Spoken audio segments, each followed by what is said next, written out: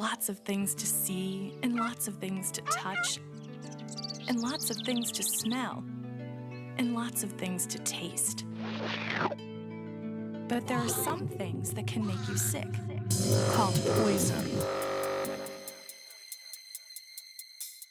Oh my, not a full-on danger alert, but there does appear to be an alarming increase in children mistaking medicine for candy.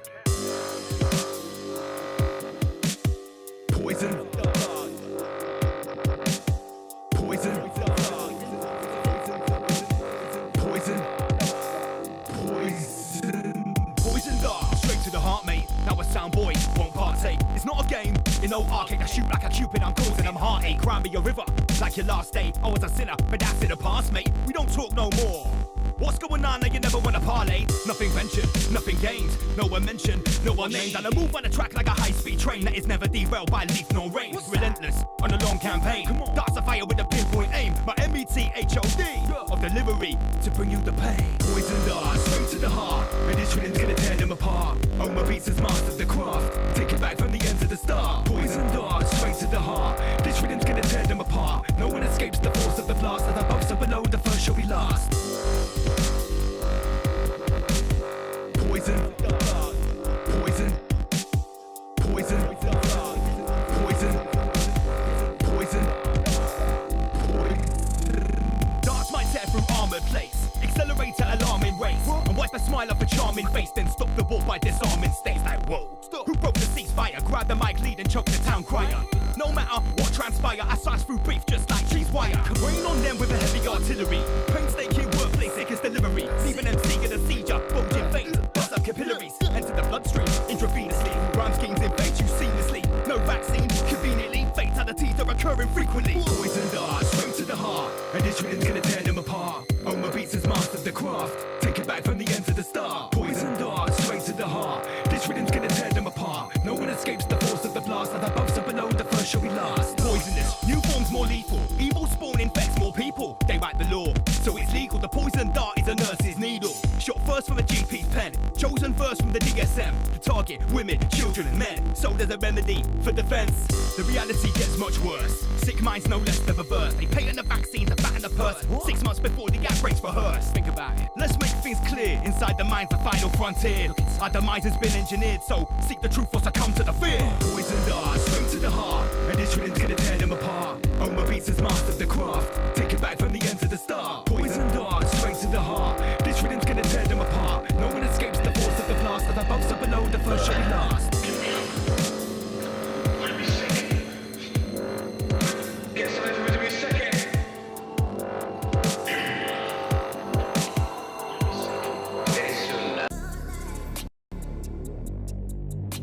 Yeah, free the realness. What we waiting for? We know that they won't stop the war. Hard-working people break a sweat as they mop the floor. Economic crisis, no one's got the money stuck indoors. Battle for the soul and the mind, it's like tug of war. They can't have my freedom, breaking free outside the system. Mental prison, they indoctrinate from when you're infant. Demons trembling, I chase off Satan's minions. Satan is a liar, I don't play with his opinion. Chase them down, get them out, we don't mess about. Darkness can't reside in here, bear the light and cast them out. Chase them down, get them out, we don't mess about. Darkness can't reside in here, bear the light and cast them out. What's it like when the people at the top rent all the poor? All their resources and more. Bite your tongue, but we ain't holding back no more. Thousands in the square, we know the score. Buy a kettle, save a tenner. Boris, what you take us for? Walk a mile inside a shoe. Demons hide inside of you. Rishi Sunak, Liz, I cannot trust every one of you. Puppets of the shadow, we know they rebranded flu. Had the people scared of breathing air. Was it even really true? Chase them down, get them out, we don't mess about. Darkness can't reside in here, bear the light and cast them out. Chase them down, get them out, we don't mess about. Darkness can't reside in here, bear the light and cast them out. People stand together, PSYOP cannot get us ever. Free the realness and the scientists, they try and censor. Cancel culture is a snowflake error. Not forever, tell them pussies I don't cater to them ever, ever. Chase them down, get them out, we don't mess about. Darkness can't reside in here, bear the light and cast them out. Chase them down, get them out. We don't mess about. Darkness can't reside in here. Bear the light and cast them out. Chase them down, get them out. We don't mess about. Darkness can't reside in here. Bear the light and cast them out. Chase them down, get them out. We don't mess about. Darkness can't reside in here. Bear the light and cast them out.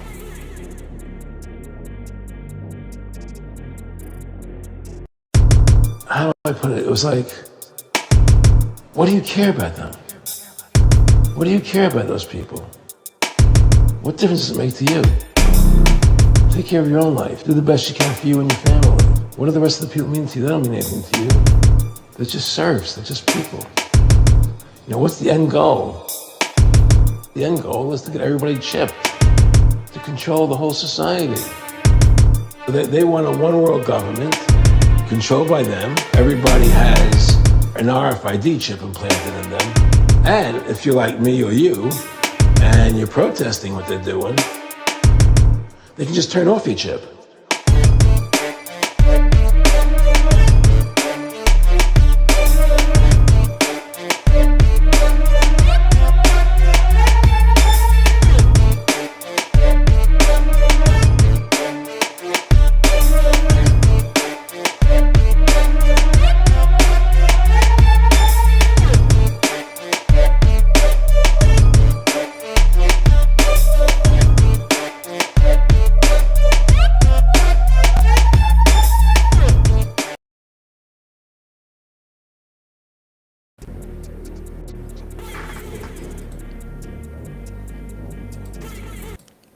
One, two, 1, 2. It's Friday night. That can mean only one thing. Rise above, generate, rise above, extinguish fear, rise above. Welcome back, Andy PG. Bit of a rocky start there, Lance. It was a bit of a rocky start. It was a bit of a rocky start. We left the Ryan Sanders tune playing, and I double pressed the Rise Above button, which caused a false start. A kerfuffle. But the important thing is, yes, we're back. We are live. This is a live broadcast. I am here. Andy PG is here. That is correct. I am. It's Friday night. It's 8 p.m. and it's Rise Above TV, and we're live on Currently, YouTube. 54 peasants tuned in, Lance. That's not enough. First of all, let's share the stream to all social media. I did forget to share it out to all the Facebook groups today. I've only just done it. So if you could do us a favour, share this stream to your Facebook, X, Insta, whatever, all these new Shabbat Shalom, Carl Rattigan, yes, thank you. Oh, hello, Carl Rattigan. Yes. Big shout out to Hungarian. We see you there. Pamela Swan, our wonderful moderator, is here as well. Yes, we are live and direct. As you can see, we are going to be joined by a special guest later on. Let's just get the thumbnail up. One of our favourites, Mr. Landman. Matt Landman is going to be joining us at 9 p.m. Do you like my Ramesh weather technician? Yes. On the thumbnail there. Is this the anti-chemtrail technology?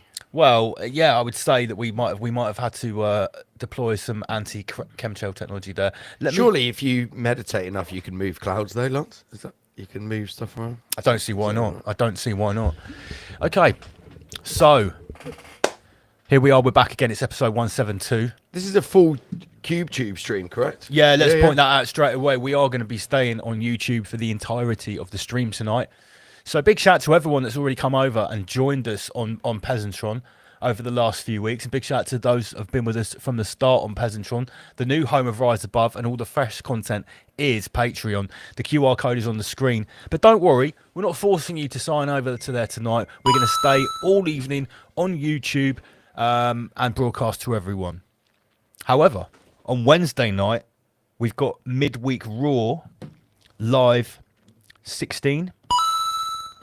I think so. Yeah. Yeah? It's maybe 17. Yeah. And in between now and then, if you sign up to Patreon for £3 a month, your name will go into a hat.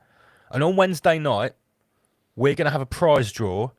And we're not just going to fill up a normal goodie bag with some stickers and some coasters and a Ryan Sanders CD. What we're actually going to do, we need to clear out some space on the shelf. As you can see, the shelf behind me over here is full of Ramesh artifacts. There's things like... Get some of them. Yeah, go and get some of them. Show people what kind of stuff we've got on the shelf. We're not posting that out. No, I know. That's too heavy. I know. So yeah, that's the Star of David snow globe. A lot of these things have been bought to us, for us rather. We're not giving any of those away. We're not giving away the gifts that the Ramish community has given to us, but what we do have is we have a number of promotional goods. Oh, the Tengu mask, of course. We've got like books. We've even got a copy of the Socialist Workers' Party magazine. I reckon that should go in there. We have. We took that from the Socialist Workers' Party headquarters. We've got Mark Devlin books. Who else's books up there? We've got Prime, we've got hats. Yeah, we've got hats. Maybe one of those hats will go in a bag. I reckon we should give away. Should we give away the Umbrella Corp beanie? This Trump mug. Fuck it, we're giving away that beanie, mate. Get that beanie down here. This is a one-off beanie. We've only ever produced one of these. No one's got it. This is the only one in existence. And in case anyone watched our episode, it was called Ragenda 2033. And I was trolling people that were saying that we're shills. And basically I was saying that we're actually part of a large company called Umbrella Corporation. Got some bad slave CDs here. I'll just put them in the bin. No, we'll flush them down the toilet. The Umbrella Corp hat, right? So this is the shady and NGO that is actually behind the Rise Above Corporation. This is the only hat in existence. This will be going in the special prize bag, and the only way you can get in a chance for winning this prize bag is by signing up to Patreon. It's only £3 a month. We've got Dr. Kimchi coins. Oh, they'll definitely get one of those, 100%. I've still got half a box of those to give away. Yes. Maybe they'll get a mug. What's in our ammo box, Lance? I'm not sure. Maybe we'll crack open the ammo box on Wednesday and see what's in there. But long story short, there's not enough space on the shelf to get new artifacts. New artifacts. What's that? Norman Russell says, I need and some barbecue charcoal and a dicer. What? I think I'm at the back end of someone's little conversation there. But yeah, we need to create some space. We need to create some space on the shelf. So anyone that does sign up to Patreon, and you will get a shout out as well, obviously, you will go into the prize draw. That will happen. What are we doing with the beanie? The beanie's going into this special prize bag. Is it? Nice. Yeah, because this is the only one in existence. It's been sat there. I think we should give it away. Yeah, let's do it. Okay, so yeah, we can't stress enough that you need to get onto Patreon. Let's show you. Shout out to Millsy, our new Patreon member. Oh, is he the latest sign up? Millsy. So let me just. So I've switched the screens around tonight, so I'm a little bit discombobulated. This is like, for instance, if you were to sign up to Patreon now, this is what you've got lined up in the next week. This video here called Build the Wall. There's another video here called Multi-Faith Prayer Room. This is the kind of stuff that you only get on Patreon. This is the secret planning at Rise Above HQ. See this video, Multi-Faith Prayer Room? It's clearly racist. What else we got there, Michael? I'm just looking at It's the fucking tiny, isn't it? So look at that. You need to look at this screen. Yeah, man. I need to look at that screen. I'm looking at this You screen. need to look So at that we've got SOF Netherlands and an evening with David Wilcock. awesome. This is the Sunday night video we were telling you about. Essentially, right, the next week you've got like a whole week's worth of viewing. We promise a minimum of like 2 videos a week on Patreon. We're smashing it this week. You're getting 4. I'm just scrolling down here. Memes. Look at all these comments from everyone getting interactive with each other. You don't have to sign up for £3 to get into the comment section, but obviously to get all of the content you do, because we're putting in a lot of work for the Patreon gang. Yeah, there's loads up there. Should we reveal a new piece of Ramish technology? Yeah, do it. Should we show the people where the peasantry money's going? Yeah, show the peasants. Show the peasants where their shekels are going. So, let me just get rid of this QR code here. If you ever wonder where that £3 a month goes, we are constantly investing in Rise Above to make it better. And Like NASA. And I guess this latest piece of technology has been kind of It's been inspired by the Chinese professor. the professor. Okay, so He's coincidentally actually messaged Lance. I got a message from the professor. Let me add another camera, right? Because you've got to see what's going on here. Cap on cap. Here we go. Right, extra camera, and we'll put this one here so you can see this piece of Ramish technology. Let me just put it here. This is so cool. Now, previously, we were writing things on this little micro whiteboard down here, and we were putting the camera on it so you could see. We call it the Schwaber's board, right? It was quite popular. Looks like you just put a big black key. Is that not your Black Lives Matter window, Lance? Oh, right, this one, right? So this was the Schwaber's board. This is a very popular option here on Rise Above. It is a great way for us to convey extra information.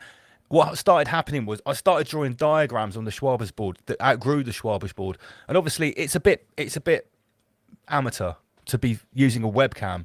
It was for notes. To look at this. It was for notes. So what we've done is we've invested in some new technology. Okay, technology. It's like this, right? All right. Obviously, I'm mucking around here, and I'm doing a poor. The freedom you have is. This is the freedom that technology can bring you. Coming from this direction and this direction. The freedom. You Here, see. over here we have Jews, and here we have Romans. Okay. Romans. Right. So as you can see, there's a lot of potential here, and the way this works is I actually have this like scribe. Oh my God! So, no, we have a haven't had scribe thing David here. Wilcox on Sarah 1088.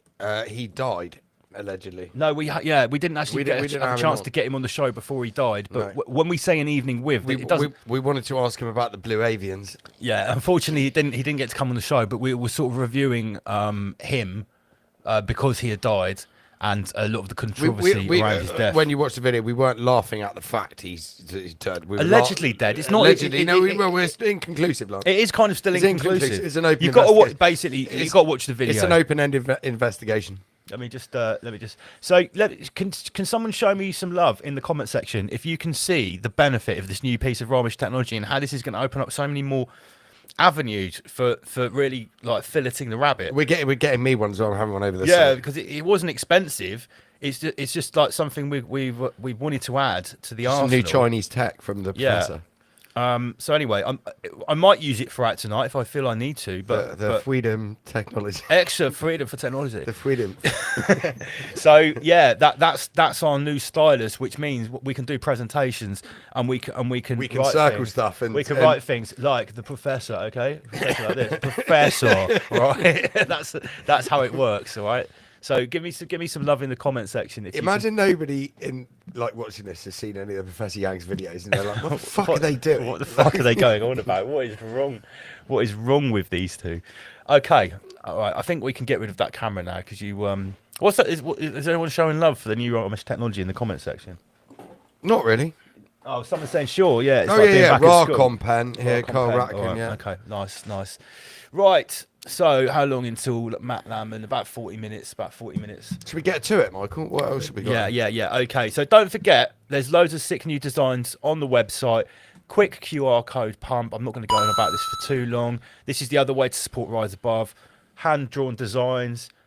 Use a bit of Al Gore as well. Word to your nan. Plain and simple. The Black Cube word map. Okay. Right. So before we chat, and you want to support us? Go to the merch shop. Buy some merch. Merchandise. Circle it, look. Yeah, sorry. Let me just reiterate. In case you This were, is so racist. in case you were, It's clearly racist. I'll just get rid of this. Professor Yang. Yang. We need to find a quicker way for me to Professor. erase the screen. Surely you should have like a big eraser. Okay, so merchandise helps to create revenue. Revenue means money coming in. Money coming in for Rise Above. Make more media. Okay, Circle media. it's how it works. Media from Rise Above. Revenue Means for we have more merchandise. freedom. More freedom. More freedom. Revenue means freedom. It's freedom. Okay, you get the idea, right? we are going to hear from the professor tonight. Actually, we've got some. He's clips. one of our new favourites. He's definitely one of our new favourites. Yeah. We've got so many clips lined up here. Right. I keep looking at the wrong screen. I know, Right. stop it. Okay. We need to- Okay. Okay. Right. Sheep Farm. Dom Waterson. Right. Sheep farm. Farm. As you can see on the screen, this is a new book, and it's by Dom from Sheep Farm. So we've got to give him a massive shout. But first of all, I actually need to apologise to Dom. Dom, mate, if you're watching, I'm really sorry. I didn't mug you off. Dom, back end of last year, actually bestowed upon me a great honour. He asked me to be one of the people that writes the forward for the book. And you didn't get back to him? I did get back to him. I promised to do it. But as you know, the start of this year has been very... Oh, you arsehole, Lance. Yeah, he had to ask someone else. So, Dom, I'm genuinely really sorry that I didn't get back to you. Who did he Mark get? Devlin wrote one for him, John Hamer, and someone called Matt Sergio. Right. bad timing, Dom. I'm really sorry, Oh mate. dear, oh dear. As everyone We knows, better send Dom something off the show. I better send him something. So let's Send you a bottle of Prime, Dom. let's all send Dom some love, and let's support him by purchasing this book, The Plandemic Politicians. Where can you get it, Michael? It's available Through Jeff Bezos? I don't believe it's available through Jeff Bezos. There's actually a website. I should have had the link. If you just type in Don Waterton Traitors, Pamela the book- Swan will get onto that, I'm sure. Yeah, Pamela Swan. There is a specific website link for this book. It's sort of something like traitors.com. Can someone find it? Or is it on the Sheep Farm website? It will definitely be on the Sheep Farm website. Definitely, Michael.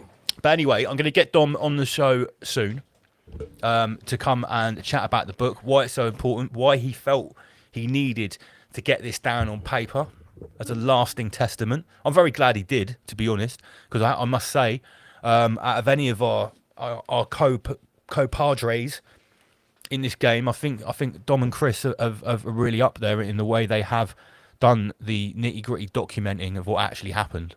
You know, all of us like to talk a good one. We have some great ideas, and we've all got our slang and our way to talk about. But what Dom and Chris have done have actually documented things. The legwork. Yeah, they've done some really good work. Someone's saying you proper conned Dom. No, I didn't. Big shout out to D's and B's. Yeah, so make sure you support Sheep Farm. Get the book. You know, when someone from our community produces something like this, we've got to support. It's really, really important. So big shout to Dom and Chris. Big shout to Sheep Farm. I'm sure they'll be in the chat soon. They usually do tune in on a Friday night. Okay, so some quite big stories. Big stories, Michael. There's some big stories in Clanworld this week. The WhatsApp's full. Yeah, let's tackle some of these stories in the next 40 minutes before we're joined by Matt Landman. And actually, let me just get the chat back on the screen to make it a bit more interactive. Okay, Michael. Interactive. Right, who's heard about this? Yes, I saw this. This has been talked about for quite a long time. I hadn't realised that this law had actually been passed, because to me it always sounded a little bit unrealistic about how this would ever be enforced. And there are a lot of stories in the tinfoilosphere about why there is such a war against smoking, and more particularly, it's not actually tobacco there's war on. Apparently there's a war on nicotine, which we can talk about in a moment because there's a few ideas floating around. So, born after 2009, this is obviously UK news. UK Parliament says you will never legally be able to buy a cigarette for the rest of your life. Michael. So what is... Oh, Michael. So 2009. We're now 2026. So that is 16 years ago. Or 16 stroke 17 years. Yeah. I might need to get the pad out to work this out. Don't do it. Just use the pad at all times as much as Just possible. use it. Yeah, but I've got to work out how to have both of these things on the screen at once. Right. All right, Can we not split the screen? We'll get there in a minute. Now let's think about this. Put it on its own camera. We could. Or what I could do. Yeah, there you go. Perfect, Michael. Perfect. Michael. Perfect. Okay. So you're born in 2009. When you set up the PowerPoint presentation, now you need to put the slide slightly to the left. Oh yeah, so maybe let's just always include room there's always room for us to have for the Michael pad. Yeah. For the professor pad. Right, now let's think about this logically. You're born in You're born in 2009, which means you're just turning 16. Or have I got that right? You were... Because like, what's the important thing about 2009? Well, it's a whole year, isn't it? I mean, the current age of smoking is 16. Are we correct? If you were born in, if you weren't, you might have turned. If you were born in December or June, you're going to be. Do you know what I mean? It's different. Right. Can we agree? Can we agree that someone that's born in 2009 is basically just turning 17, or is it turning 16? I'd say that. I'd say so. Either way, right? You are turning 16, 17. So that means that someone that's born in 2010 that is currently 15, 16 will never legally be allowed to buy a cigarette. Am I understanding that correctly? Or cigar, anything. They'll never legally be allowed to buy a smoking apparatus. No. Right? For the next couple of years, when they ID kids for fags, this will be easy to enforce, right? Yeah. Because the kids that will be either side of this barrier are going to be like 1 year apart, right? 1 year. But they're all going to be in the age of adolescence. Okay? They're all of an age where you might get ID'd for fags. Yeah. Are you with me? Yeah. So the person IDing the people for fags over the next 3 or 4 years is going to... Always has to ID them. Well, that's where I'm going, right? Yeah. Challenge 25, isn't it? Right. Okay. Well, that's okay. Challenge 25. But do they really ID people that are 25 years old for fags? Maybe if you look Mate, young. I got ID'd last year Okay. for fucking Rizzlers in a Waitrose. What I'm trying to suggest is that the enforcement of this over the next couple of years is understandable and viable. What about in 15 years' time? This is the thing. In 15 years' time, the people that are bridging this 2009-2010 birth gap are going to be 35, 40 years old. Well, they're going to have to. They're going to have to ask for everyone's ID to buy any tobacco products, aren't they? That's the only way to do it. So, how do you currently get ID'd for tobacco products? What is the mechanism of getting ID'd? If you look, Who's IDing you? the person who's selling to you. A person is. Yes. A person I is see where you're IDing going you. with this. See where I'm I going? see where you're going. So, although it might seem really unrealistic in 10 to 15 years' time for everyone that's selling cigarettes to be IDing everyone up into their 40s and then 50s, right? It would be ridiculous to try and enforce that. And what incentive does the shopkeeper have? Because it's not like people are going to be stopped in the street that are smoking and can I see your ID to see if you're old enough to be smoking that, right? So we are going on the assumption that this will be enforced by a person. Well, I'm gonna say that the likelihood is that in 10 to 15 years there won't be any people selling cigarettes legally, And there won't be a need for a physical ID to present to whoever or whatever. they'll be bought from a vending machine. They'll be bought from an automated vendor that will be activated by you know what. Or they'll just release the nicotine directly into your Schwab link. Directly to your brain. nicotine will be banned, comrade. No, I know. It destroys the Nicotine is, nanotech. and reptiles are allergic to Yes, it. yes. It's basically like garlic for vampires. Yes. Nicotine to reptiles is It's what the- garlic is to yes. vampires. So, yeah, I had to think about this. This screams out to me that this can only be enforced in the future by digital ID. But of course, what that also means is it's going to create a huge black market for tobacco. There already is a huge black market for tobacco. But what I'm also going to say is that I think that this will push the price of tobacco down in the black market because basically legal tobacco will be completely off the menu for everyone. So that price of the shop that's hugely inflated by the tax. Right now, the black market for tobacco is mirroring that price and coming down by a percentage to be the black market. But when that government tax price doesn't exist anymore to be the benchmark, then the black market will just be, the price will be set by supply and demand. And everyone can undercut everybody else. Yeah. So you'll just have loads of dirt cheap, poorly regulated tobacco everywhere. Yeah. See what I'm saying? They're going to start. People are going to start growing tobacco like they're growing cannabis. Yeah. You get like tobacco farms, underground tobacco farms. There already are underground tobacco farms. Are there? Yeah. I didn't know. Because you can grow tobacco. It's not as obviously it's not as illegal to grow tobacco as it is to grow weed. It's not illegal to grow tobacco in the UK. I think you need a license. No, I'm a member of UK Tobacco Home Growers. Oh on really? Facebook. Yeah. Oh okay. Yeah. Okay. Right. So yeah, this law has come in. This law is now active. The reason I don't like this is because this is a claim on someone else's body. Like if someone wants to smoke, it's their right. It's not the government's. Should not be interfering with. You know, do you know what I'm saying? Oh well, no, absolutely. I mean, are we naive enough to think that they're really doing this because they care about peasants' health? No, but that's their justification for it. Sure. That's what they tell everyone. We know they're not doing this for everyone's health. But How's that blunt, lads? this, Yeah. How is it? it's good. Yeah. Very nice. Those people, 2009, they'll never know. They'll never know.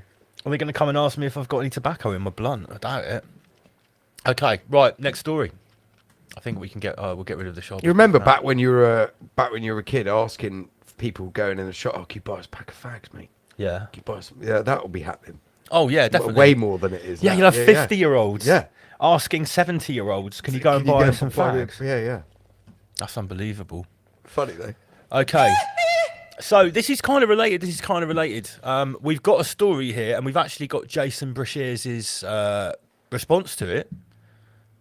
The story, that's awesome.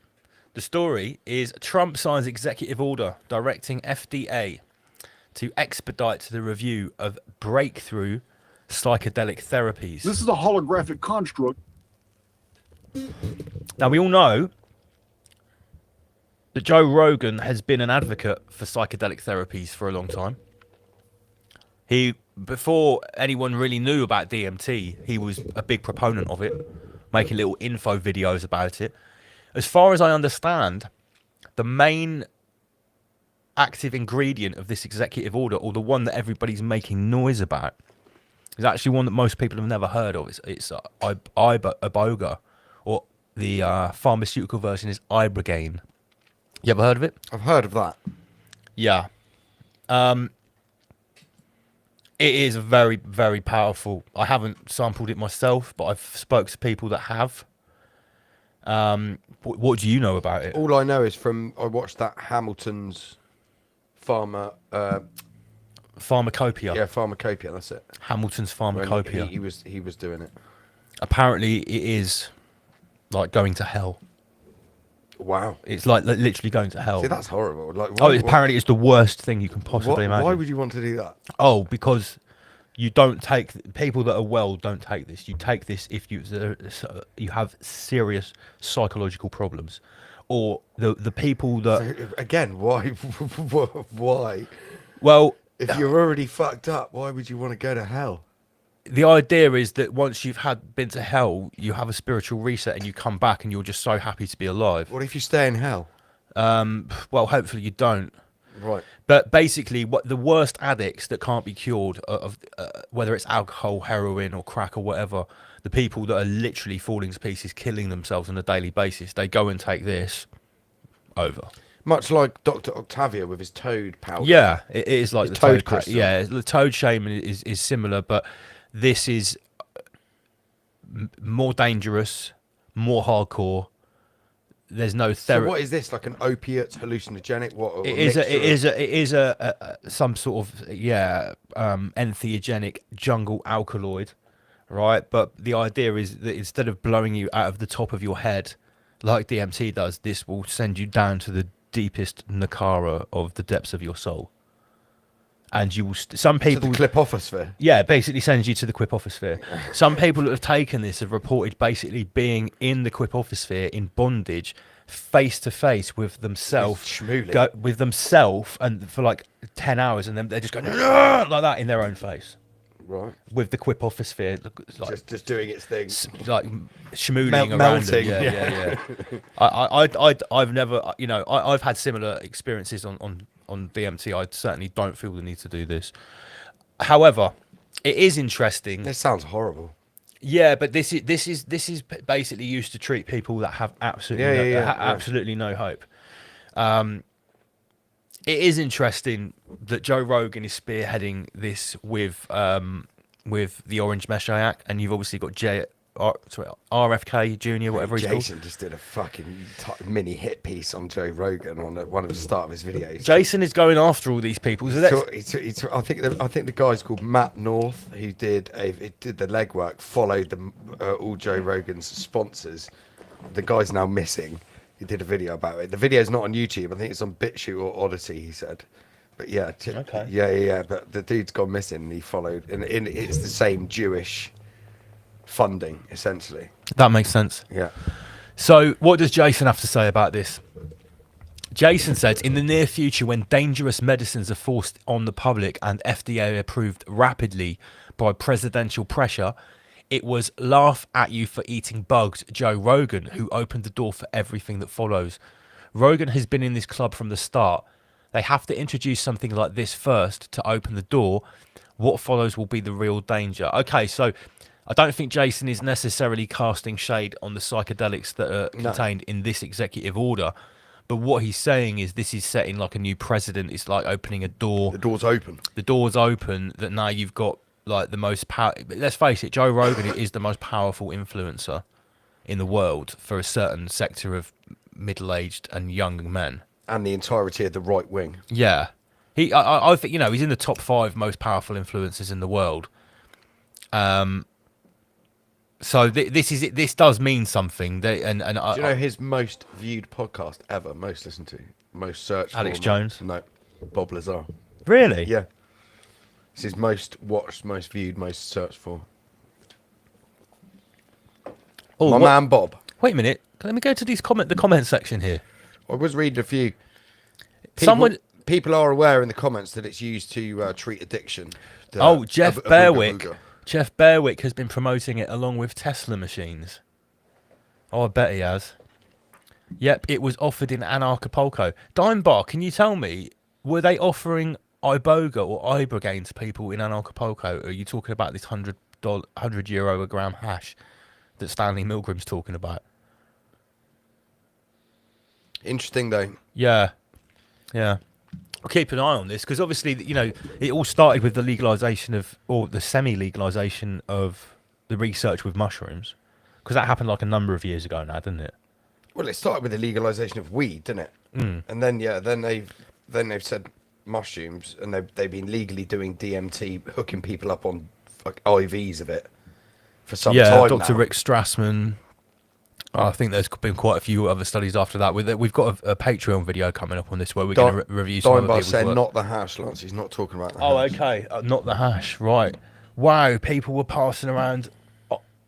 I can't, I'm not saying I don't believe you, but that is unbelievable that it was being offered around Anarchapulco. I was under the impression this was something you only do under like consultation. It's not like hitting a Dimitri pipe.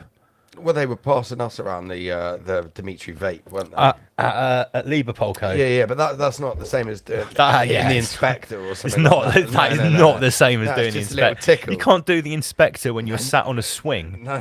You have to be like. You have to be lying Yes, down first. You know, I would never let anybody smoke the inspector that was stood up. That'd be highly irresponsible. Okay, where did we get to? Right, let's go for some right wing news. Following my my chat on the show last week about feeling radicalized, I have managed to internalize some of my radicalization this week, I think. I mean, last week, I'm not going to lie, guys, I literally felt like Tony Hawk's in 2001 stood on that helicopter looking down at that half pipe. That's how fucking radical I felt. You know, when he half piped out of the helicopter, yes. I felt really radical. And one thing that we reported on, which I was making a post about while I was feeling radical, is Viktor Orban was ousted in Hungary. And Orban, you know, the only reason we've talked about him is because he's the only European leader who's basically had a zero tolerance policy on orcs. Apart from Poland. Apart from Poland, yeah. Sorry, there's another exception to the rule. You know, we'd covered them saying they would shoot migrants who break over the border and stuff like that. When one country is doing something so radically different, you have to sort of pay attention. So Orban was ousted. And this guy, Peter Magyar, came in, and all the leftists, all the Sorosians and that were all celebrating. Hillary Clinton, Obama, including Alex Soros himself. Alex Soros. They were like, "Oh, Hungary is free from the clutches of right-wing populism." Hi, Kelly Anushka. And they were all celebrating, and a lot of people on the right, or people that aren't retarded, as we like to say, they. The problem is you're a fucking retard. Thank you, Annie PG. They were gutted, saying, damn, so much for Hungary. Hungary's going to fall now. They're just going to go infinite refugees. Can't wait to check the crime stats and do a little comparison in 3 years to now. Everyone was ready with their per capita calculators out. Do you know what I mean? We said it. We said. Yeah, mate. I said it too. I made a whole post about this. Yeah. I'm not calling anyone out here. I'm actually talking about myself. Well, I was wrong. What actually happened, Lance? What actually happened is the complete opposite. Is this? So I saw a post the other day, which I shared with Annie PG, and it was someone, I can't remember who it was, saying they've pulled the ultimate bait and switch. This guy was actually Viktor Orban's... Becky S found it. Yeah, Becky S found it. This guy was Viktor Orban's right-hand man for years, and he defected like 3 or 4 years ago, pretending to become opposition. And what he's done is just started another party that's exactly the same. And what this post was suggesting is the only reason that the globalists and the Sorosians didn't pick up on it is because no one bothered to learn Hungarian. Hungary, although it's sort of Central Europe, it has a very unique language. It's got its own twang to A it. lot of the Slav countries, they can understand each other. No one can speak Hungarian. It's its own thing. It's like Finnish. It's not as weird as Finnish, I don't think. But anyway, and it seems that this is true. Maybe they don't teach Hungarian at Vale or... No one speaks Hungarian at Davos. No. Do you know what I mean? They either speak French, German, or English. That's it, or Yiddish. Right. So what is he actually? What has he actually said? Because Yiddish is the first language. Yiddish is the official language of Davos. Michael. Mate, that was the trilogy of Michael Jackson there. Good work, Andy PG. Right. Okay. We're cooking. So. What they expected Gas mark 33. was infinite diversity forever for Hungary. Open borders, Michael. But what actually happened? What happened, Andy PG? So this gentleman, the Magi, we're calling him here on Rise Above. Pete he Magi. said, we will not accept any pact. In fact, I'm going to reinforce the border fence even more. Wow. He's doubling down. How can you reinforce? He said that with his yarmulke on. Yeah, he was wearing a yarmulke. Wearing a yarmulke. How can you reinforce a border wall even more when the last dude said anyone that crosses this border wall we will shoot on sight with live ammo? Right. This is like that is strength. You've got to respect that. Yeah, it's highly. But again, I said to Lance when we were discussing it on the WhatsApp, but it would take a sneaky Jew to pull this off. It's an amazing switcheroo. Yeah. So he's going to go even further than shooting even migrants more on sight. right wing. He's also saying, It's clearly racist. although he's wearing a yarmulke, he's saying we will arrest Netanyahu when he comes to Hungary. Raw. So that was allowed. right? What am I thinking about this? Because are we? This is kind of a unique position. Yeah, it's great. This hasn't happened before. This hasn't happened yet. Because Orban was pro Netanyahu. He was, yes.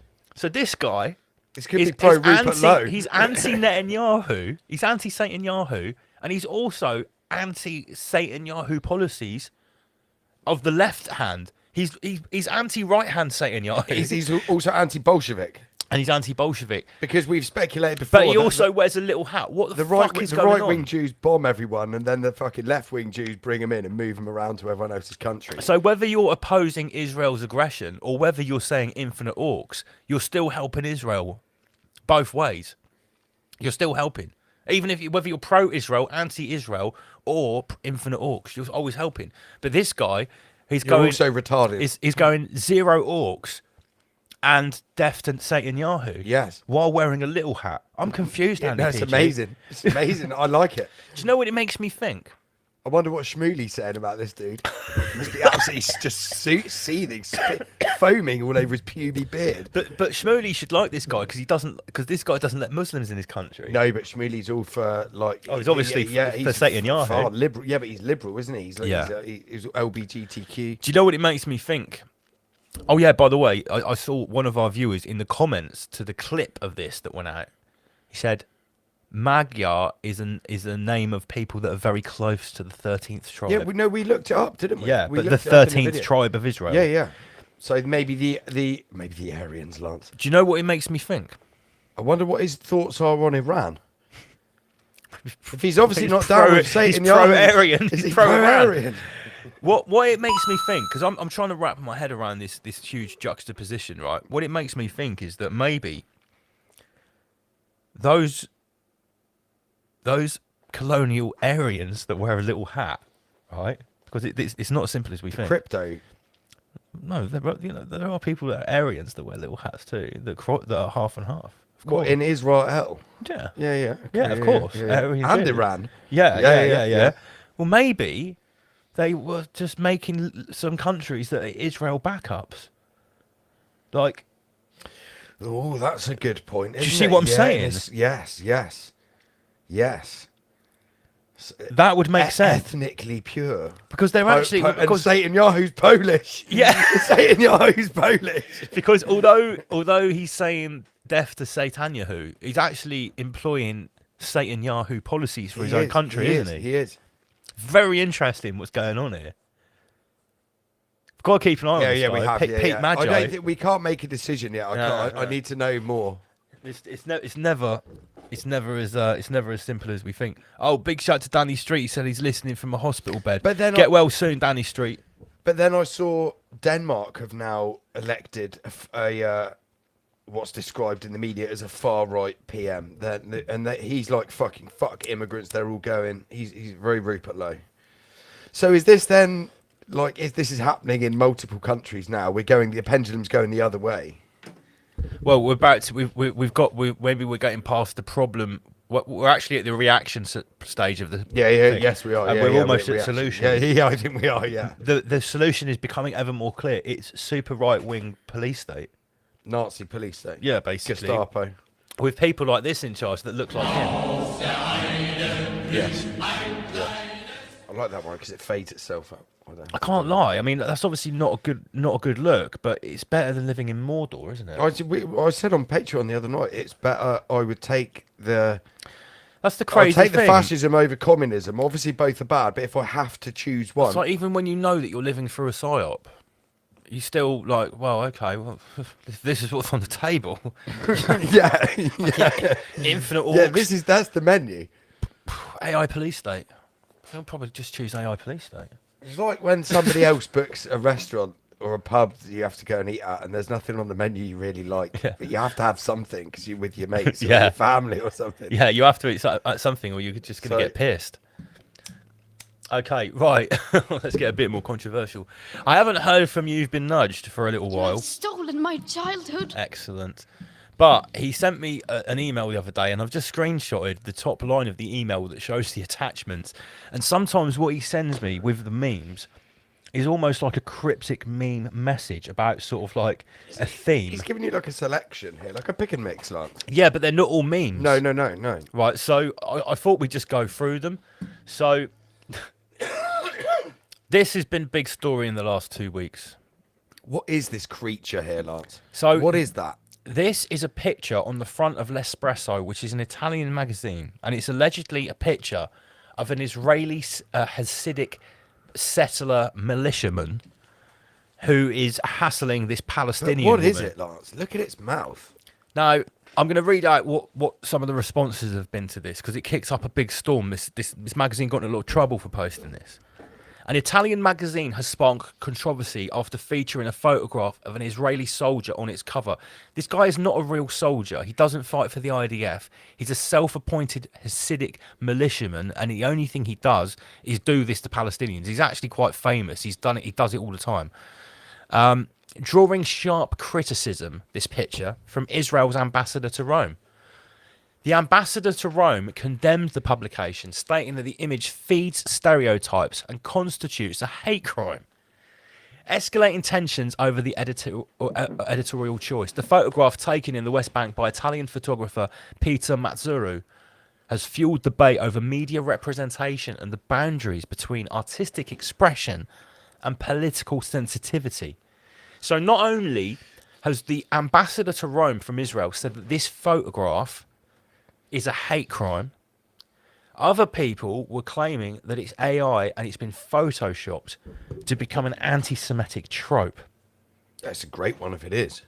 Yeah, there's a problem though. Yes. Yeah, well, yes. Because This hasn't been AI'd. It hasn't been photoshopped.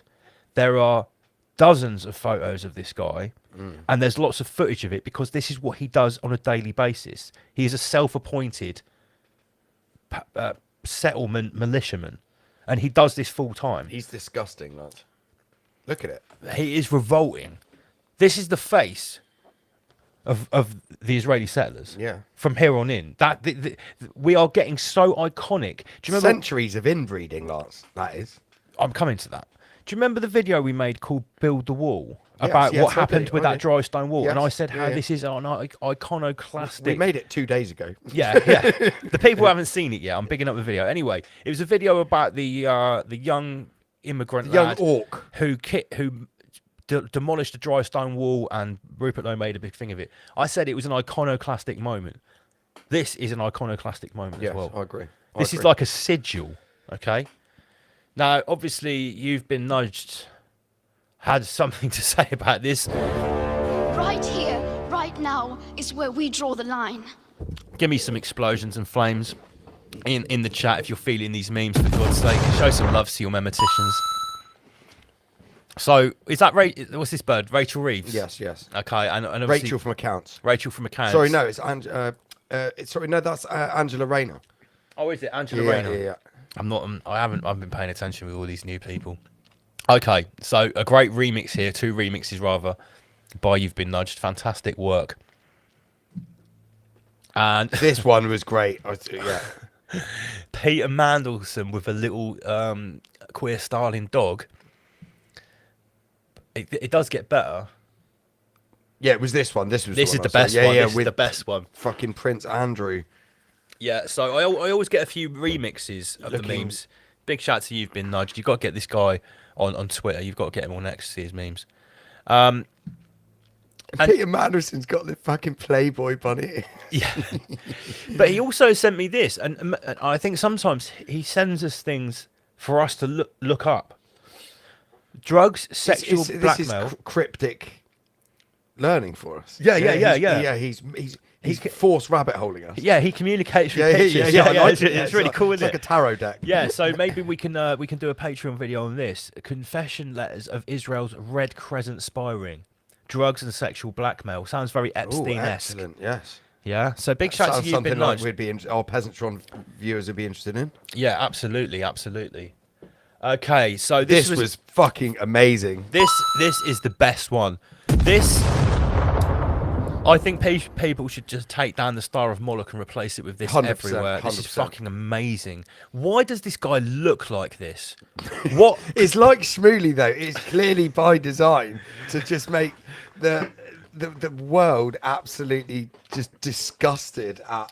Can you pick up the comment section? I have to get a fresh drink before I go in on this. Everyone here, so we've got clowns explosions in the chat here. We've currently got 158 peasants tuned in, guys. Don't forget to share the stream, share it to your nan. She's been missing out. Who have we got here? We've got Pamela Swan, Kelly Anushka, Yorkshire Robert, Hungarian, obviously, he's in there. Yes, people are liking the new Moloch sigil. So let's have just before I go in on this, let's just have a little recap about the competition.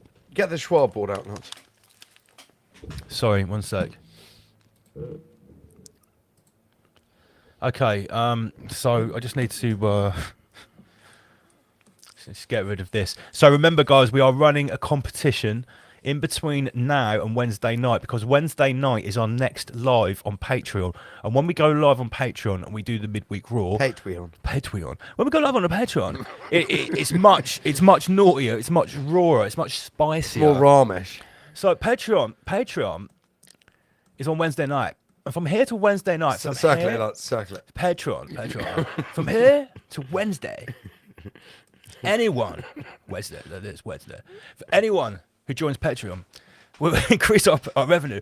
No, you're going to enter a prize draw, and we are going to get. No, do it in the accent. We will get one of our special Ramesh tote bags. Inside this tote bag, okay?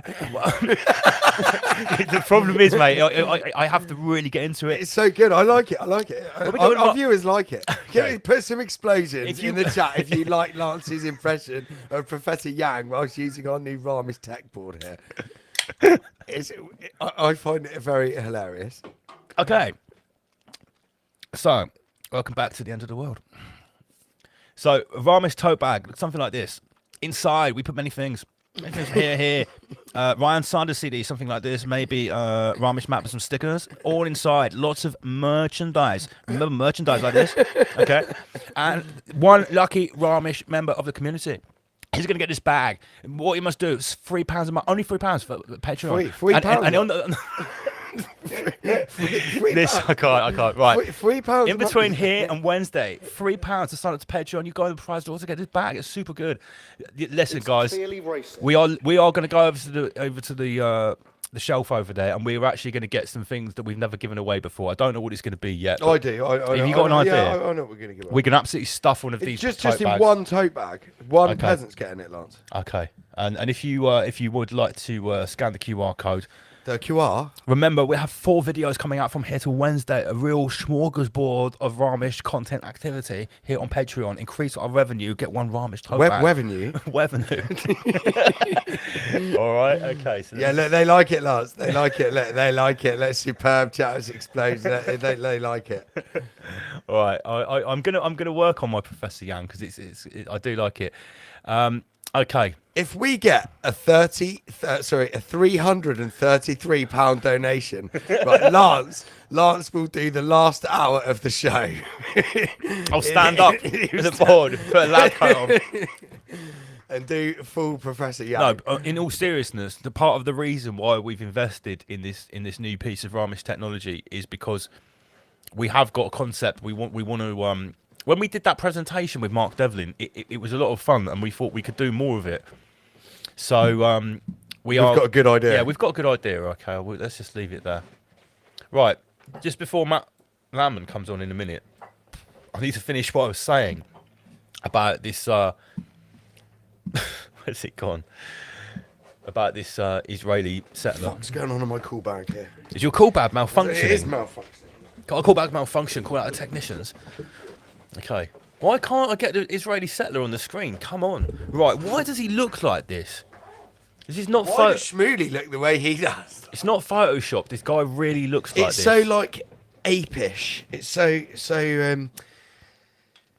There is a scientific reason why they look like this. Yeah, well, and not all people of the Cubish faith look like this. Okay, but there is a reason. There it is. There it is. He is of the Hasidic community. And the Hasidic community, along with the Ashkenazi population, descended from a remarkably small group of people, a founder population that lived several hundred years ago in Europe.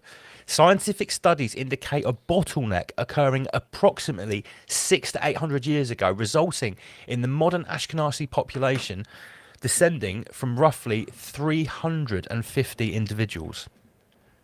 600 to 800 years ago, 350 people turning into millions. Now, these people we're looking at here are actually Hasidic. Regular Ashkenazi people have interbred with Goyim a lot. Yes. Right? You can still see it, though. Ashkenazi priest class look like Epstein. Yes. Epstein does not look inbred. No. Epstein, you put the golden ratio up to his face, he's not a bad-looking guy. You know, you can put the golden ratio up to people's face. This is technically why people like Brad Pitt, Angelina Jolie are considered so classically beautiful, because the golden ratio matches their face more perfectly than other people. The reason that these guys look like this is because inside the Hasidim population, they literally practiced inbreeding for centuries. Well, for 600 to 800 years. So 300 people. How many are there of these? I think it's something like 3 or 4 million. I'm going to Michael that right now. Just Hasidic, not Ashkenazi. Because remember, Ashkenazi people, some of them look just like regular white people, blonde hair, blue eyes. So there is a reason that this guy looks the way he does. It's because it's Hi, Brock, can you tell me how many worldwide is in the Hasidic Jewish population, please? Hasidic only.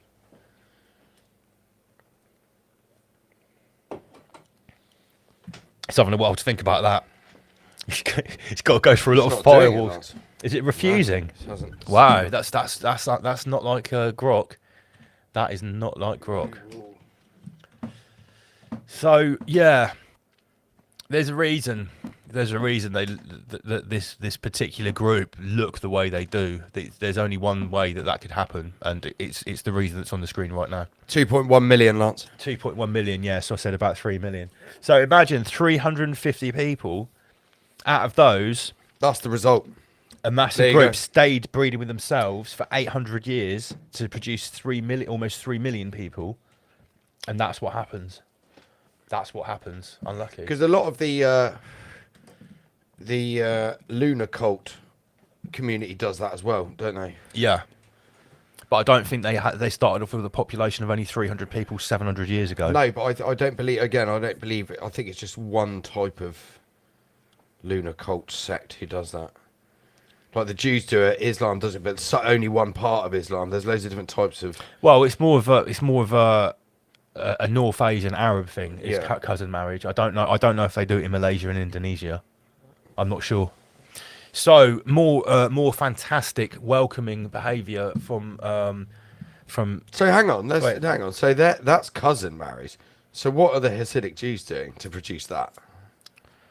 Well, the idea like is brother and sister. No, it's cousin marriage. That's but cousin the as well. idea is if your whole population comes from only 350 people. No, I get that. And you only cousin marry, everyone in your entire population is already your related. cousin. Yes. And then you keep doing it over and over again. You know, if people in the Pakistani community do cousin marriage, they might be choosing from a pool of 1 million people. Yeah, so it's going to. So you've got lots of groups of people that are related, but there's still a pool of 1 million people. Yeah. Whereas here, there's no cross pollination when you started with 350 people. Do the Amish do it? I think so. The Amish do it. Well, they have to some extent because they're a closed off population. Yeah, they are, aren't they? Yeah, they must be doing it. Well, it's the thing when you have like Amish travellers, gypsy, their families are huge by nature. Yes. And then the extended family is bigger as well. You know, having like 100 cousins. Yeah. I grew up. I had one cousin. That's it. Yeah, I had two. Yeah, two. I had one cousin and 2 second cousins. You know, some people go, I've got 35 cousins. Mersh. Yeah. Okay. Do you driveway tarmac? So, while we're talking about clearly racist. Sorry. The Cube's chosen people, let's see what's been going on in Israel. So on the left here, this is obviously going down well in the Christian community. I guess this is kind of an iconic move here to see an Israeli soldier smashing a statue of Jesus in the face with a sledgehammer. But according to Rabbi Shmuley, Christians and Jews love each other. Did Rabbi Shmuley start doing all that virtue signalling about how much Jews don't hate Jesus before or after this happened? Before. Wow. Before. So he foreshadowed this event. Yeah, he did. Yeah. Great. It is 2 minutes past 9. Nice. Okay, well, I haven't seen Matt turn up yet. We're still waiting for him. He'll be here soon. If he doesn't, then we'll just carry on and the show might be slightly shorter. So let's be honest about this, right? This isn't just someone smashing a statue of Jesus. That's bad enough. This is a declaration of... This is an Israeli soldier smashing a statue of Jesus in the face with a sledgehammer while Jesus is upside down in the cross shape. At a holy site in Lebanon. It doesn't get much more iconic than that. Do you see what I'm saying? Yeah, mate. Do you see how symbolic? How strong the symbols and the visuals are this week? We'll go back. We'll go back. Got to change it on this one.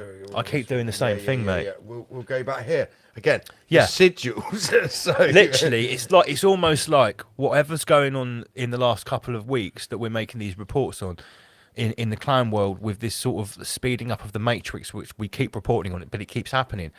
Some sigils have been pumped out this week to 100%. Really enforce it. We should put people. that one on a t-shirt, not the.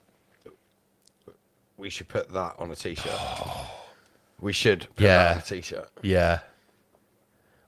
We'll have to remix it. Do you know what you could do? You could have the blue lines at the top here, the horizontal lines going right round the shirt. So it's not just on the front like a flag. You could just go right round and just have that on the front. Well, have it like a stripy Where's Wally jumper. Yeah, no, just go right round round and just have this dude on the front in the middle of it.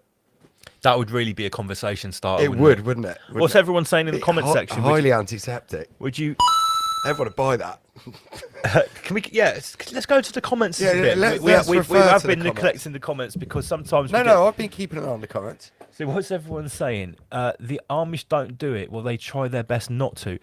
Carl Rattigan, I bet the Amish do try their best not to. But again, if you're living in a town with 500 people in it, And they don't accept newbies. and they don't accept outsiders, it's kind of kind of not to do it. I wonder if they view like outsiders as Goyim, like the same. Yeah, they do. It's definitely. weird as well because they wear the same like style of hats, don't they? Just black Yeah. trousers, white shirt, and black let's jacket. It's get very it. Jewish. Everyone It's very can see us. Jewish. Everyone can see us. It's very Jewish. Did I told you like when I saw the Mennonites, the way they looked at me. The Mennonites. When we were looking at them, going, "Whoa, like, what the fuck?" When you see like a family of 20 people in this pristine 1950s pickup truck made out of wood and stuff, Yes. and this big like 17th century German farmer guy driving it with a big beard, I'm like looking at them like, what the fuck? The kids in the back of the truck were looking at all the Mexicans, just like, you dirty little brown people. That's what they were looking at them like. And then we're looking at the Mennonites thinking, you look like you've just stepped out of some alternative reality. And when they saw me and my missus, mate, they were like, they looked at us with complete disgust. Like Really? we were literal, just like, Filth two people logs. that had walked out of Sodom and Gomorrah. Yeah, I'm sure. That's what they looked at us like. And it was just because they had like their little headdresses on, like Handmaid's Tale sort of white little scarf things. And I was like, wow, this is absolutely bizarre. This is unreal. Okay. So, yeah, a classic moment in the Holy Peasant War is this Israeli soldier Airlocks. smashing. Are those Mennonites? Yeah, mate. They're just Amish, aren't they? Really, they're just Amish. But yeah. Yeah. Why do they always look like they're going to a fucking funeral? Don't they? Same as the Hasidic community. They always look like they're going to a fucking funeral. Yeah. So, apart from Jesus getting smashed in the face with a sledgehammer by an Israeli soldier, I'm really liking UNN's content. Big shout out to Sean. What happened to Sodom and Gomorrah in the end? He says, Israel is having pride at the lowest place on earth. So I guess the Dead Sea is the lowest physical place on earth. Yeah. Is there some sort of hidden metaphor there, having pride at the lowest place dead, on it's earth? in the Dead Sea. The biggest ever. The social engineers call the peasants the dead. Yeah. Like, A sea of dead peasants, the dead peasant sea. like who have just been fucking. I don't know what.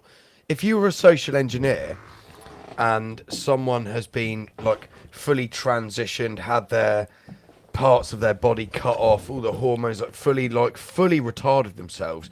I wonder what the social engineers call the end product. Do you know what I mean? Like, what's the name for the end product? I guarantee if you want to find out, you'll be able to find it in the Epstein emails when they were talking about creating those new meat suit But like they phenotypes and must, stuff. like they have the name like Goyim or whatever. Yeah, Like, yeah, like, yeah. Wonder what they call the end product. Somebody who's been fully cooked.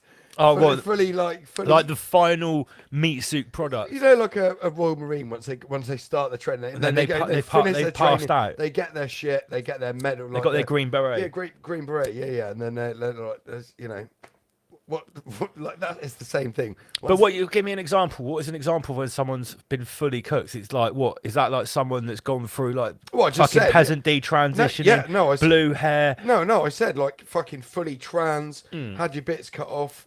Literally fucking all the hormones. You think everyone's racist, like the full deal. Black Lives Matter, climate change, everything. That's just peasant 2.0. Peasant 2.0. Yeah. P2O.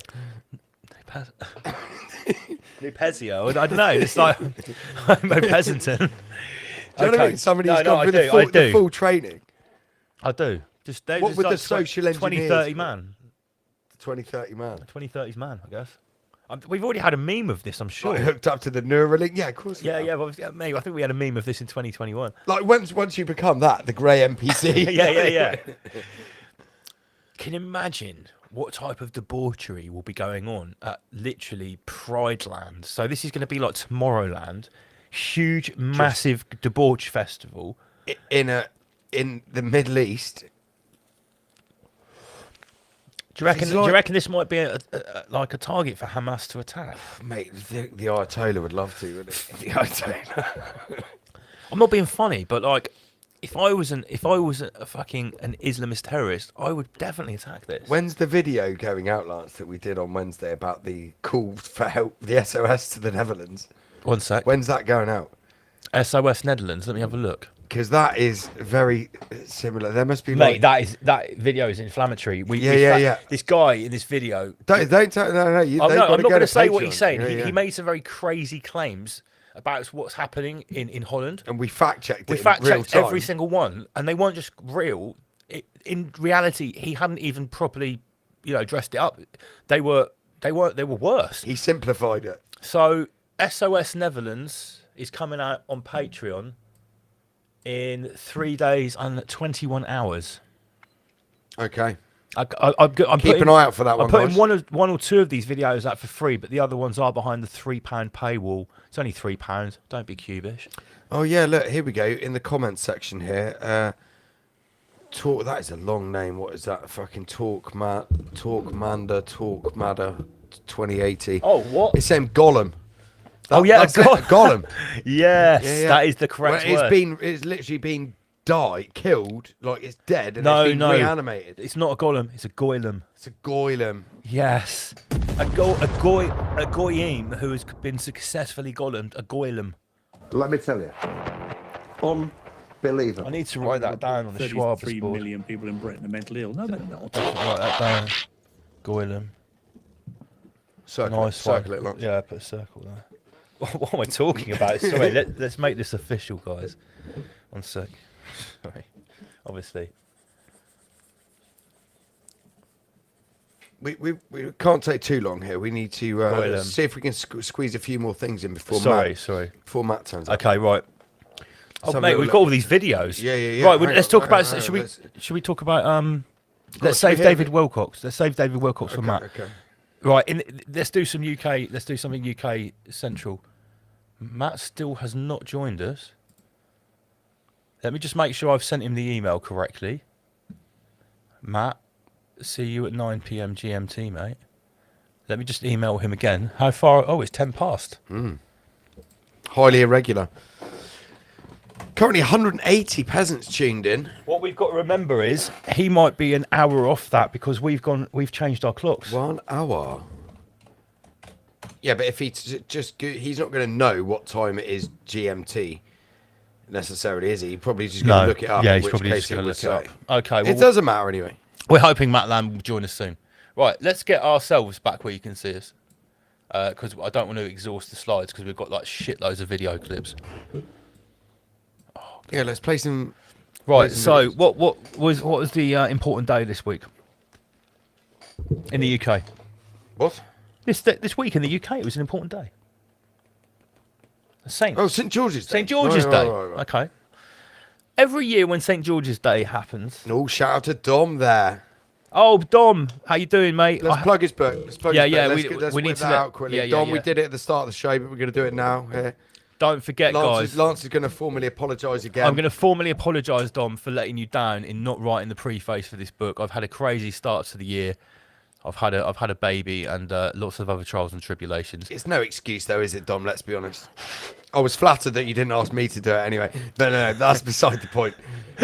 Right, Dom's got a new book out. It is his document. I'm trying to get it on the screen. What is going on with Restream? Please. There we go. Traitors, the pandemic politicians. Power tends to corrupt and absolute power corrupts absolutely. Dom Waterson has written this book and we need to support him. You can get it on his website. This is the kind of book, me personally, that I think it would be a great to buy and give to a gift to someone. Yes, that is that is a normie, that's a reader, that's maybe a bit academic, that wants to see the proof. They wants to see all the receipts. They want to see it down in front of them in writing. They don't want to watch a YouTube video. They want to see the source, Michael. Because they're skeptical about people that get their information from YouTube and the internet. They think they wear a tinfoil hat. But if you can buy a physical book that's got words in it that someone's written down and had published, That is different for some people. The link for the book is on the screen here from Pamela Swan. Thank Pamela you. Swan, you are the greatest. Thank you very much for getting all these links on the screen. Big shout out to everyone in the chat. Yeah, so big shout out to Sheep Farm. Mate, these Mennonites are so cubish. Are you still looking at pictures of Mennonites? Sorry. Ali PG's looking at Mennonite porn over there. I'm not looking at Mennonite porn. Hey, Mennonite porn is just Mennonites wearing all their clothes. Yeah, Don't worry, they're very conservative. Okay, so big shout out to Dom. Get his book, Traitors, the Plandemic Politicians. Okay. All right, I need to swap these screens around again. Right, it's St. George's Day this week, and what I was about to say is every year we have St. George's Day in England. My arm looks really long there when I. We get certain people that come with the same tired old tropes. St. George was Turkish, he's Palestinian. Like to kebab. You get deported if you had him over in there, but you not. Rupert Lower, take him out. I just think it's so funny. But anyway, I don't really care about St. George's Day, but I like to observe the pantomime that happens every year on Shout Facebook. out to Juicy and Lucy. Big shout out to Juicy and Lucy. This is, I think, a great sum up of what I think of St. George's Day. I really enjoy telling people St. George wasn't even English. It gives me that lovely rush of feeling morally and intellectually superior. They're celebrating a Greek Christian from Anatolia with a Palestinian mother as English? That's pure fascism and disgusting xenophobia. Seeing English flags on St. George's Day makes me feel sad. We need to think about how traumatic this must be for our new arrivals. English pride is problematic and outdated, but foreign flags and identities, we should be celebrating those loudly in the name of diversity. No, there's nothing groundbreaking there, but once again, the fact that something like that exists. Oh, it's plenty retarded. It's plenty retarded. But obviously, they're taking the piss out of these type of people that love to talk about this stuff on St. George's Day. St. George is also the George. He's also the saint of Georgia. He never went there either. He's almost pretty much the saint of Portugal. I don't believe he went to Portugal either. It's the sign. It's the solar death cult. Anything with a cross. Yeah, we've been through this fucking years ago on Rise Above. Anything with a cross. So any nation with a cross on their flag is a member of the solar death cult. There you go. Yes. So you heard it here first. St. George, solar death cult. He gets around, like Lance just said. Georgia. Yep. Okay. Clandis Ovens. Oh look, we've got a response here from Dom. Oh Dom, you're making me feel bad now. But you got much more important people than me. You got John Hamer on the case and Matt Sergio. I'm sorry, mate. Right, Clandis Ovens. She's been saying lots of crazy things recently.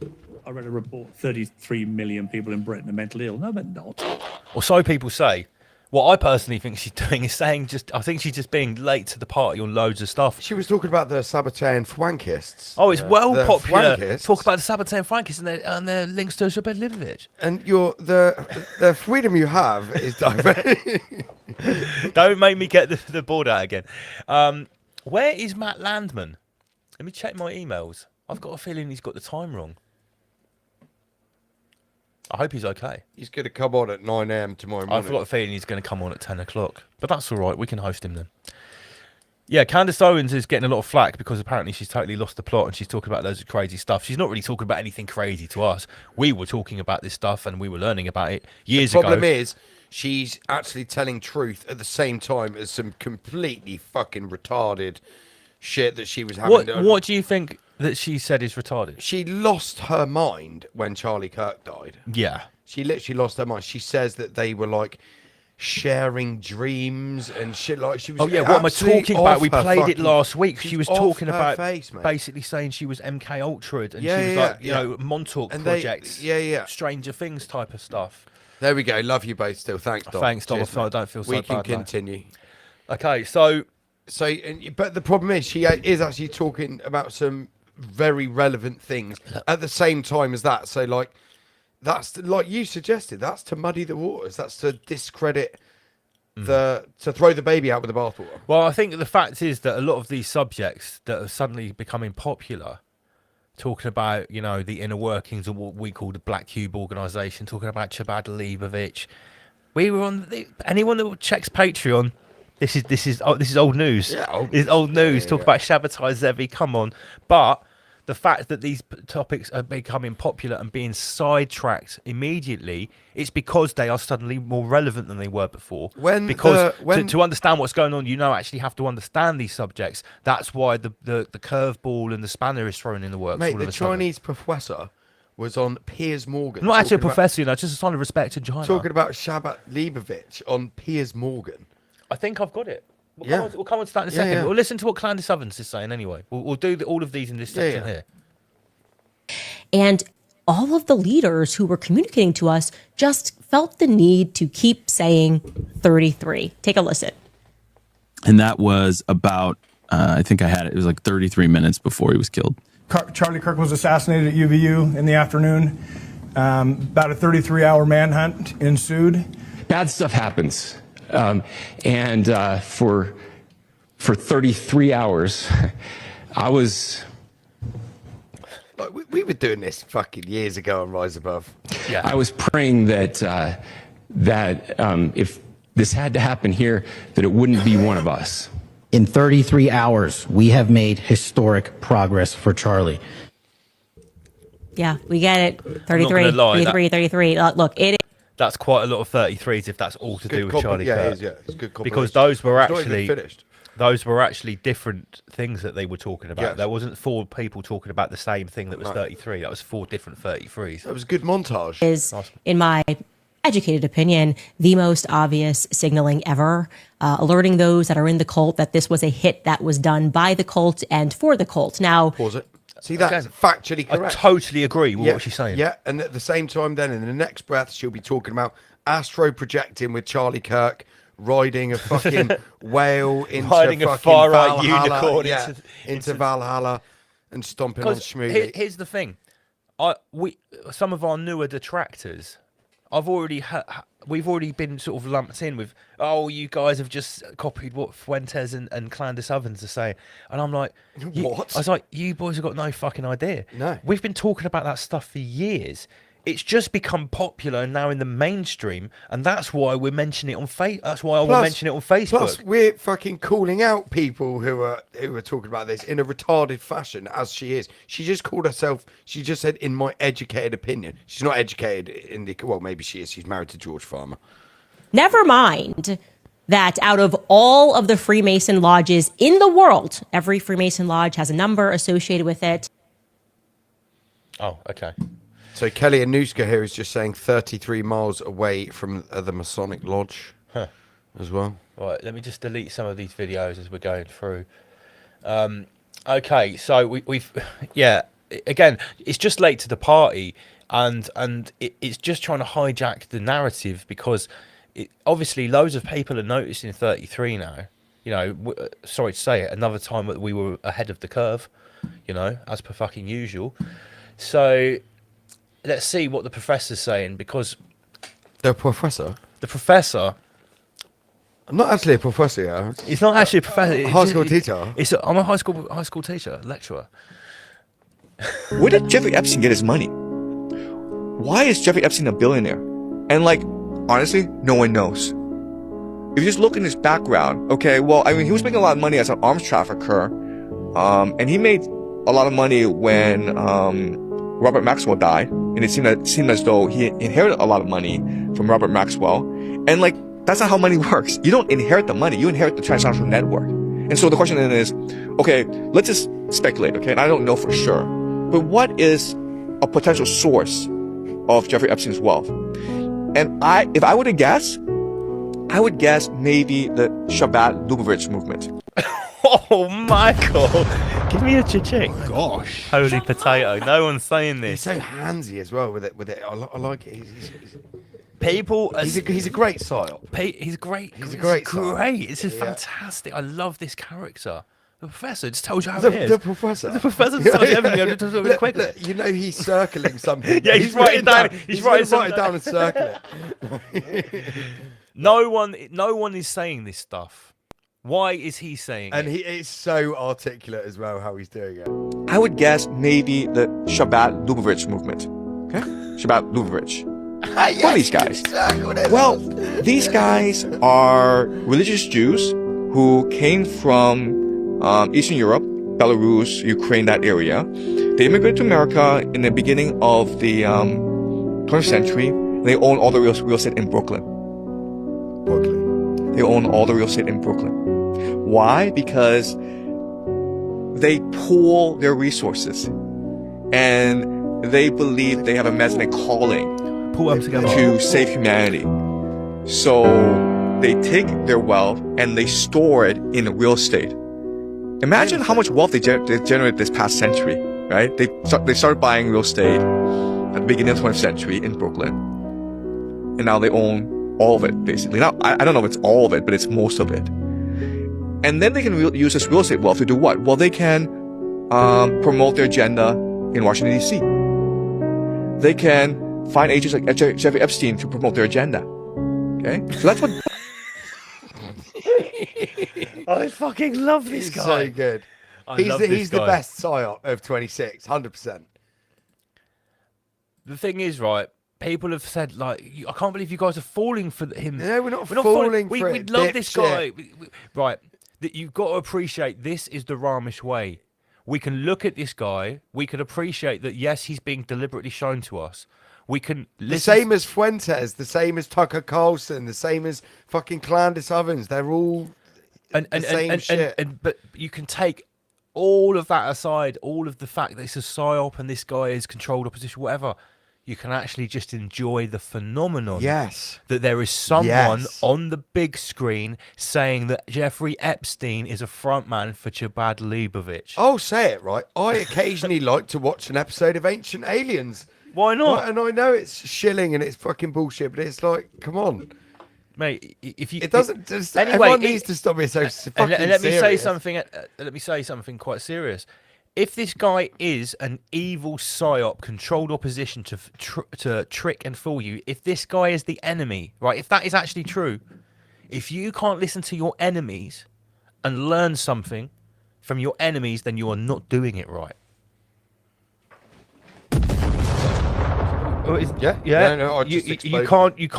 You can't say that you can't listen to your enemies and not learn something. 100%. Lance, I would pay if he was doing a seminar like somewhere. I'd pay to go and see it. I'd pay to go and see it. Just for the pure entertainment factor. Yeah, I'd give him my money. I'd want to take like a little micro speaker and the Queefmaster with me. Though, Yeah, to drop 100%. drop bombs. Yeah. Billionaires are agents, representatives of different transnational networks. I don't think the guy that was asking the question was He's quite... a little... do you know who that is? No. That's a little trust... I forget his name. He's a little trust fund fucking kid who's created a YouTube channel. And Right. He's now like... He does interview some quite big people, to be fair, but he's a little fuck. He interviewed Fuentes. Right, okay. And he's done like... He interviewed Sean Ryan. I've seen him. Yeah, I just don't know. yeah. He's a little oik. There's lots of annoying. these new YouTubers and influencers that are doing interviews and content that is on the edges of the rabbit sphere, but they're quite big and well funded, and I don't really know who they are, but I see them all over the place. But they're talking about some of this stuff because all this stuff is going mainstream now. I mean, look, we've just watched The Professor. Can we get a professor button? Like, yeah, we need a professor button. What's his catchphrase though? I don't know. He hasn't got a catchphrase, is he? We need it to just him to say something funny, like in the. Wait a minute, what's Hungarian saying here? If I close my eyes when he speaks, I only see Lance. The problem is you're No, fucking my retarded. I'm not gonna lie. My aim is to get my impression of the Professor really, really good. I just need to listen to him a little bit more. Okay, He lives in Canada, doesn't he? No. Right, I had this discussion with someone the other day, and I had to do my actual homework You've on been the stalking Professor. the Professor? Yeah, I worked very closely to see what the Professor's doing. That was a bit like Cartman. That I was a bit like yeah, Cartman. yeah. He left. He got exiled from China. Yeah, from Beijing. He is not a Chinese citizen anymore. He moved to Canada, and he saw how like horrible and woke and left wing Canada was. Decided to go back to China, but he works. How if he was exiled? He lost his citizenship. He now works as a foreign worker in China, teaching high school. And people have asked him, how the fuck do you get away with doing what you're doing in China? How come you don't get locked out of Chinese society? He goes, I'm not part of Chinese society. I'm essentially a foreign worker in China. I'm a citizen of Canada. Wow. But he is teaching these lessons in China. Yes. But if you think about it, he's not really saying anything about China. What he did say was if he started going viral in China, like he is in the West, there would be a problem. Then he would have a problem. But Yes. no one in China cares about him or knows who he is. Because there's a big partition on the internet in between us and China. Yes, there's not much crossover. No crossover, lads. No crossover at all. No freedom.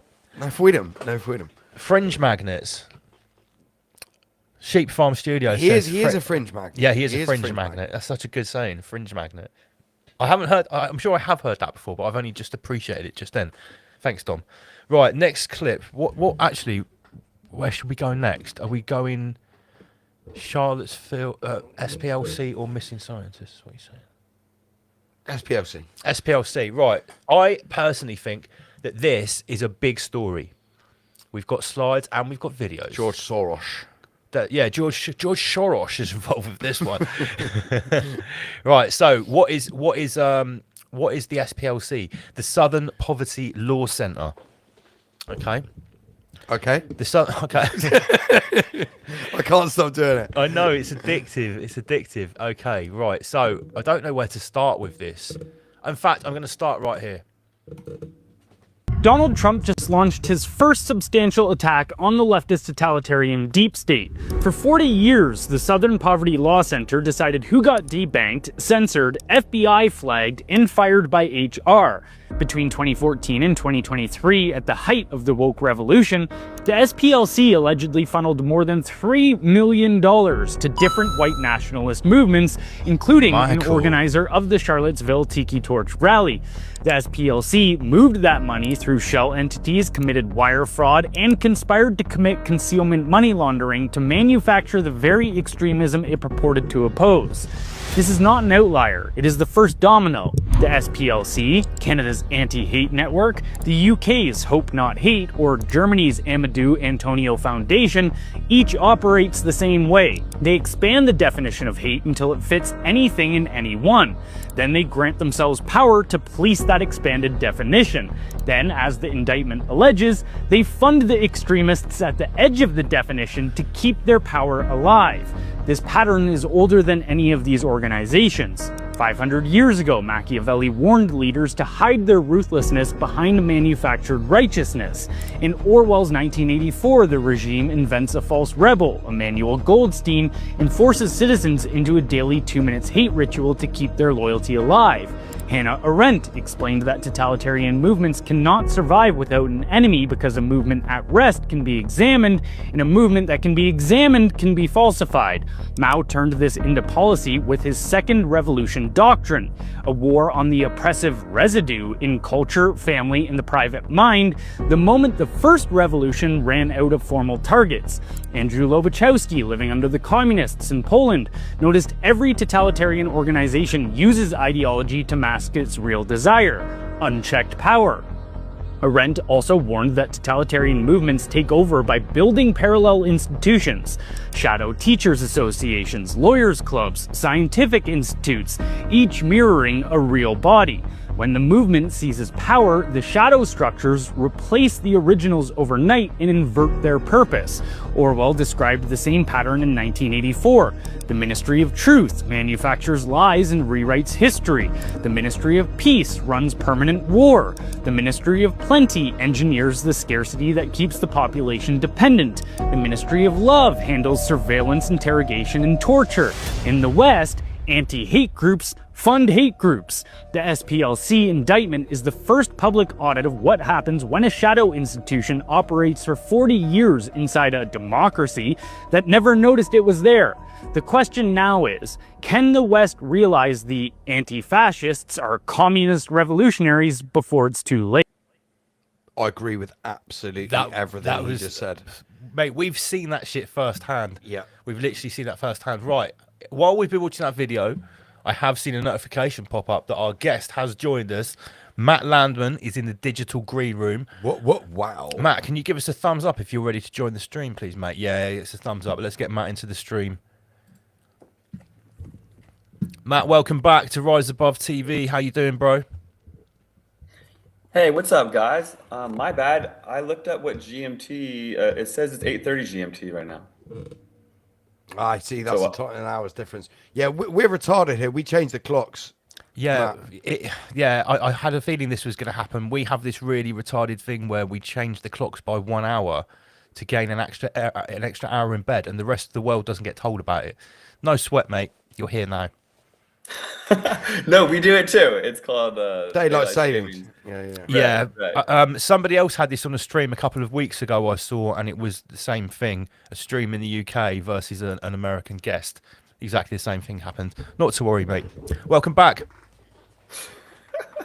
Yeah, thanks for having me on. I just figured I'd look up GMT time, but is GMT, does that mean London time, or correct me? It means Greenwich Mean Time. So Greenwich is a borough in London, but that's where global 0 hour time is taken from, the Greenwich Meridian line. It's an actual ley line that runs through Greenwich. Right. So it's probably a satanic London monument on it somewhere. It is. It's sure you were right. It is London, yeah, but that's what the G is Greenwich. Oh, that's so weird, because if I look up London time, it's 8 hour difference, but if I look up GMT time, it tells me so different. that hour difference is the daylight saving hour. So I guess that GMT, that's the difference. So GMT never changes, but London time has the extra hour. Right, okay. That so would make counts sense. for the retardation. Okay. Yeah, so that was my fault for putting GMT, mate. We just learned something Sorry. there. Okay, we worked it out together. What's been going on in the world of Matt Landman? Oh, wow. Well, thanks for asking, and I appreciate you guys having me on. Been plugging along over here, putting on another rally, of course, in London, 20th June. Hopefully I can attend, which is just insanity. I don't know if anybody's over there talking about jet fuel crisis. Is that a thing? No one's talking about it here. So weird. If you put it into the internet, it says that UK and Europe have 6 weeks of jet fuel. I keep left. seeing posts on social media from media companies and newspapers saying that Brits might not be able to have their summer holiday due to a fuel crisis. Right. And shit. So but they can still spray the skies, right? Exactly. So regardless, I'm hosting a rally. Whether I can attend is another story. So we'll see how it all pans out. But I hope that everyone can come. I don't want to deter people from coming. Please join us. Last year was a big hit. We had the first annual rally to stop geoengineering chemtrails in Marble Arch, London last year. And we got a couple thousand people came and went, and it was a great turnout. I got to meet Christian from Sheep Farm, and we had some great musicians, and we all sang together. You can shove the New World Order up your arse, and that was a highlight of my life, really. But you wouldn't believe. So we had solidarity rallies, a couple in the United States at the same time. On the same day, we had a rally in Dublin, Ireland, that had over 100 people come, and a rally in Australia. Right. The idea was to have people do it at the same time and to raise awareness on summer solstice, because that's the longest day of sunshine, and we're honoring the sun as they try to block it out. So then this group from Australia reached out to me, and they were like, we really want you to come over here and put together a rally. We can't believe that you had 200,000 people show up. And I was like, oh, well, there weren't 200,000 people. I hate to break it to you. And they're like, no, there really were, Matt. And I was like, no, I was there and I hosted it, and there weren't. And they're like, oh, well, you need to get the app that counts. You just don't know how to count. So there's an app that can count and do the math of how many people could fit in the square or whatever. But people in Australia, or at least these people that I spoke to, there's this rumor mill. Usually rumors bite me in the ass, and but this one was actually That's my benefit. definitely a positive rumor. Right. So people in Australia think that a couple 100,000 people showed up, and they're all excited, and they're like, let's go. And so I'll let them believe the lie for now. I don't know what else to do.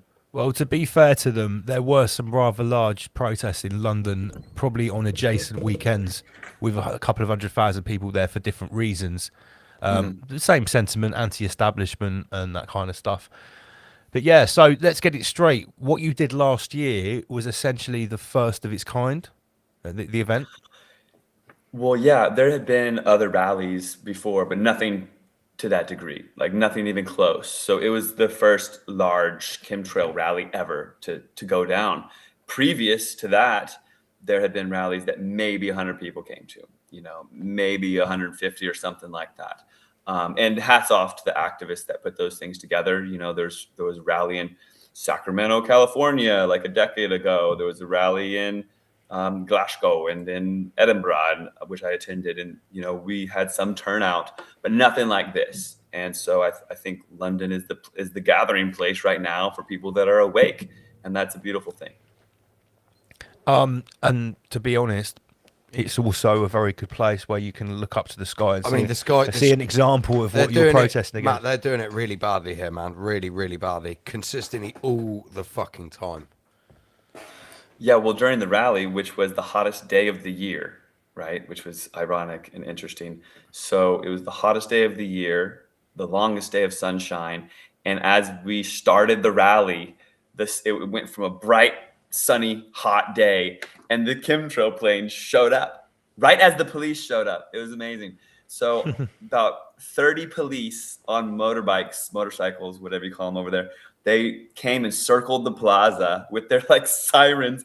And we were like, oh, shite, they're going to cancel the whole thing. They're going to come bust this up. And then they came and sprayed the sky, and the sky turned all gray. And then it started drizzling. I thought they were going to dump rain on us, but it didn't rain. And the police just fucked off into the park. I guess they had something better to do in Hyde Park. But the rally was really impactful. It was amazing. There were people from all over the world. People had their own.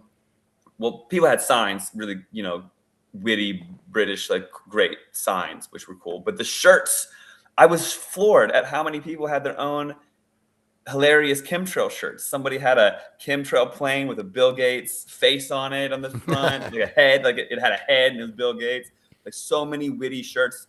This time I want to go around and just take pictures of the shirts and have that as a collage. Oh, that sounds cool. Put something together for that, because those were one of the highlights. Also, the demographic. There were children there. There were kids. There were kids, and their eyes are just like the kids that are awake and have awake parents. They're so bright, bro, guys. They're just they're here to fuck shit up.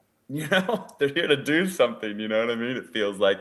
So the awake kids, it was so nice to meet them. And then we went to the pub afterwards, and it was really beautiful. I was expecting, riot police. I was expecting the worst, but it went so well. And this year, people are reaching out from all over, really excited to join. And we have an amazing speaker lineup already. So I'm super stoked about that. We have Sandy Adams. She's an activist. She's coming to speak. I have a beekeeper who's going to be there speaking. And Francis O'Neill, who's an activist, myself. We've got Britons for Clean Atmosphere. Oh yeah, you've got a cool. Yeah, here's some of the great flyers, posters that we have. Yeah, I've got a couple of them. That since we had such a great turnout last year, I think a lot of people will get off the fence and join us. No one wants to come to a chemtrail rally where there's 10 people. You know what I mean? It makes it look like we don't know what we're talking about. You know what I mean? And that's just the way the herd mentality works. People are kind of if you find something on YouTube and it's got 100 million views, you're like, oh wow, this is something real. If it's got 5 views, you probably don't even watch it. You know what I mean? But that's just the way people act. That's just the way we're programmed. And sadly, that's the world we live in. So by having a decent turnout last year, I think it gives people permission to come out again and to show up, knowing they're not just going to be the only nutter there thinking chemtrails are real. Once you get to the masses, to a certain number, then it opens up the door for people to start thinking that it is true and real, if that makes sense. I hate that that's the world we live in, but we kind of have this herd mentality where there's this 100th monkey where people finally start to open their eyes and enough people talk about it. It is the world, mate. It is the world. I'm just looking through some of the comments here. Yorkshire Robert, one of our very loyal viewers who comes to our event, says he came to your rally last year. It was awesome. Yes. I'll be there again this year. I'm just looking through the comments here. He said he brought his son as well. He had a great time. Yeah, so 20th of June, Marble Arch, London. And what it looks like it'd be a good day out. It's such a great opportunity for people to meet other like-minded truthers. I mean, there's other topics, other rallies. There's so much controlled opposition and psyops. And I mean, I've seen some of these, like for the protests for the digital ID, everybody has like these signs that are all the same. It looks like it's out of a corporation. Yes. You know what I mean? The person that runs that protest is very suspect. I know. Yes, that Funny lady. enough, yeah, I thought. Yeah, you know exactly who I'm talking about. Yeah, I don't trust her whatsoever. Can I just do a little rewind to what you were saying a minute ago, Matt? You were saying that basically when people, if they were strolling through London that day and they saw like 1,000, 2,000 people there all talking about the lines in the sky, that it's going to give them like credence to think, actually, I'm not crazy for seeing those lines in the sky too. Maybe I'll go next year. Myself and Andy, last summer in 2025, we went to the streets and we were actually interviewing people in the town centre, and we went to a couple of different cities, and one of the subjects that we talked about was the lines in well, the sky. we simply said, what do you think of these lines in the sky that everyone's noticing? We kept it really just very direct, the questioning. What was the response? It was quite refreshing. A lot of people knew what was going on and they weren't happy about it.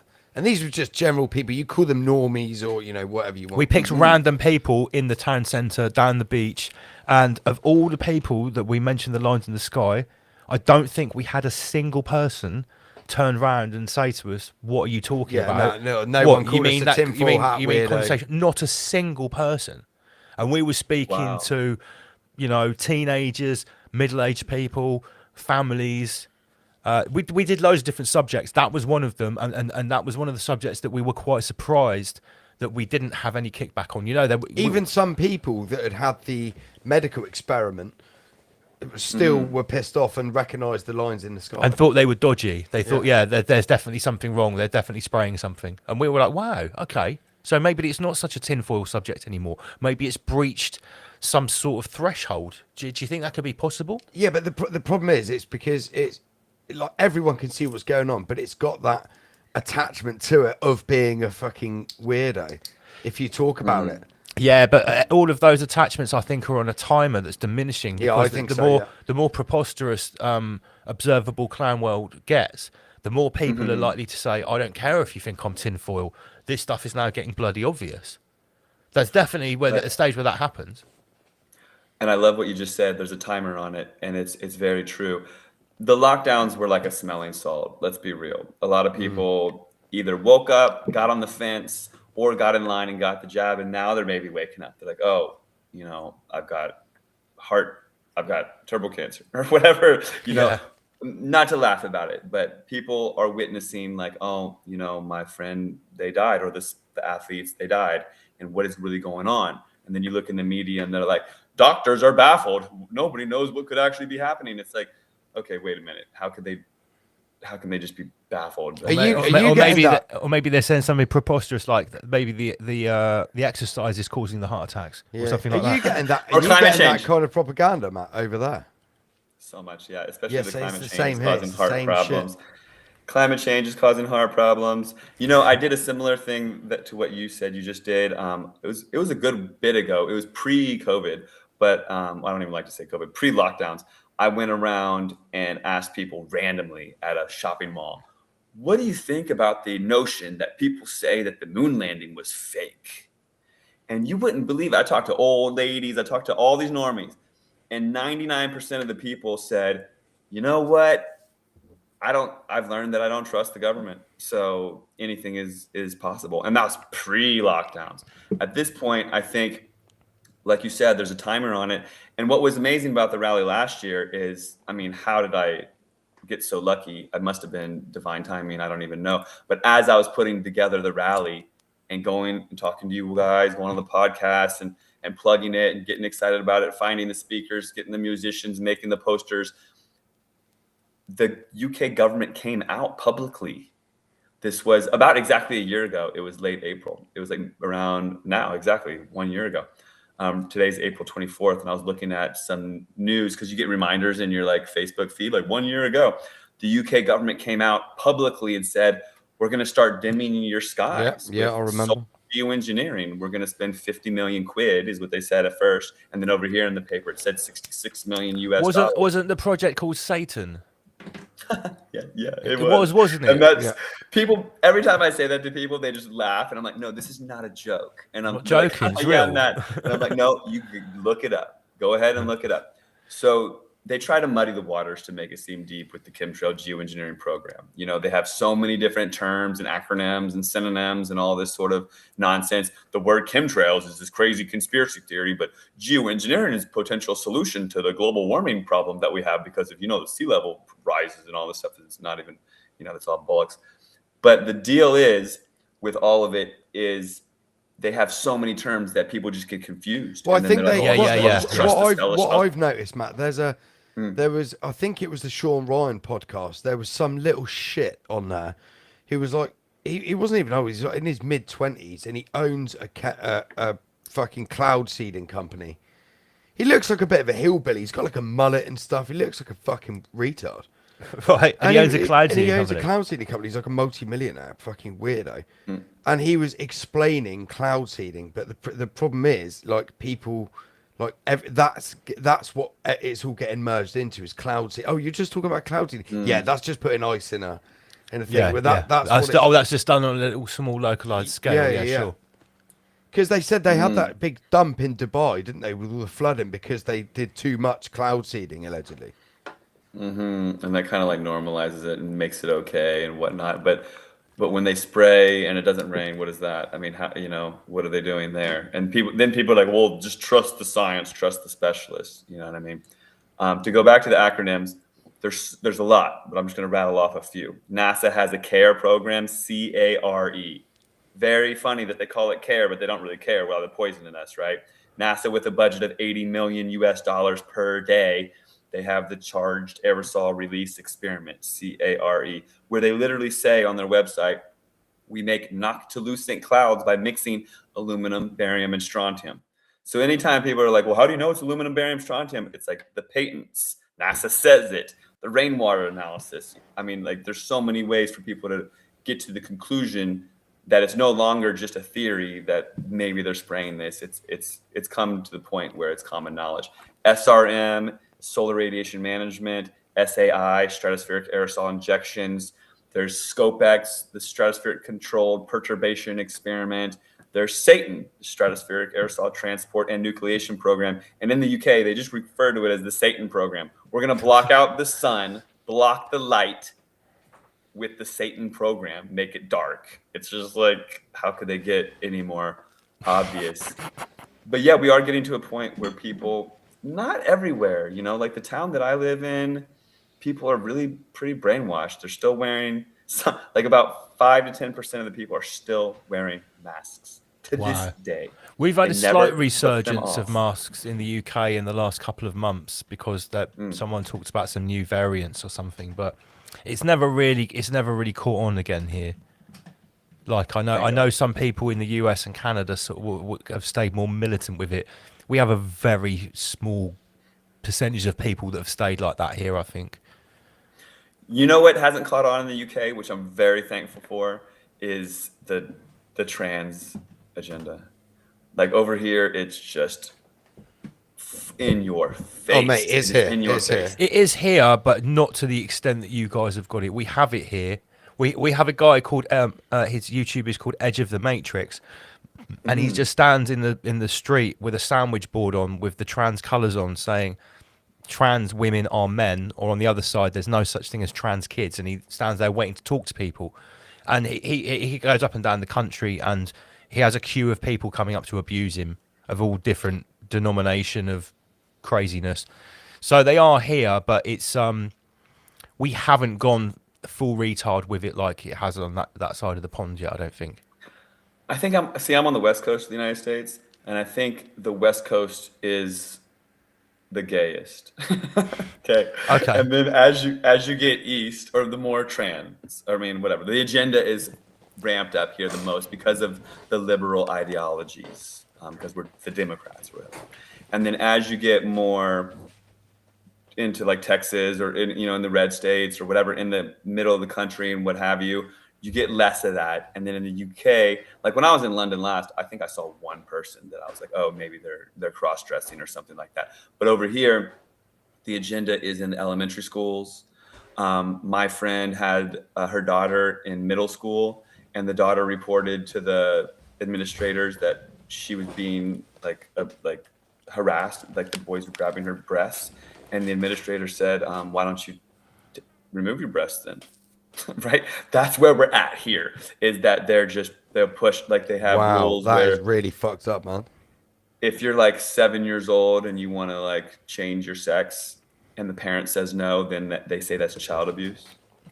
That's a whole thing. I have friends that literally moved to Texas from where I live to stop that from happening. Yeah, to get away from the agenda, because there is something like really ramped up and it's taken away the rights from the parents. So I'll tell you what happened in the UK, which has probably put a bit of a spanner in the works, and I believe this happened in 2023. Have you heard of the Tavistock Institute? Oh, for sure. Tavistock Institute, yes. Okay, so one branch of the Tavistock Institute on Tavistock Road in London, the Tavistock Clinic, is where it is the original trans clinic. And guess what? All of this stuff comes from there. In 2023, it was shut down, and there was something called the CAS report, CASS, that basically said that what was happening at the Tavistock Clinic is that any young person who was either an effeminate boy or a emasculated young girl, i.e. a tomboy, or a gay boy, was taken there and put on a trans path. And it was even a joke at the Tavistock Clinic that they were transing away the gay. So what it turns out was, it was actually like one of those old school anti-homosexual clinics where people were taking young gay kids and they were turning them to trans. And for that reason, it got shut down. And a massive report was put out to say, stop offering puberty blockers, stop offering trans surgery, and start talking about mental health treatment. So I think that was a big, like a sort of a gap that we had. Now it started picking up again in 2025, 2026. So earlier I kind of made a joke about gay, and I apologize for that, because there is a very massive difference between gay and trans. And here in the States, we even have a movement called Gays Against Grooming. Yes. Which I think is really nice and beautiful. And I think that, your own sexuality, even though I'm very hetero, that if you want to be homosexual, yeah, I'm super straight. But it's like targeting the children is just not okay. The puberty blockers and all that stuff. It's like you're at that age, and I'm taking the show in a weird direction. We can get back to Kim. No, not at all. We talk about this stuff all the time. Yeah, at that age when you're not old enough to think about the future, and then you get mutilated, and then you get to be like 20 years old, and you're like, oh wait, I want to have kids or something like that, and then you're suicidal, and it's a total mess. It's very predatory, and at the end of the day, I think that it's ultimately like a transhumanism agenda. They're just trying to. I was literally about to say that, mate. Yeah.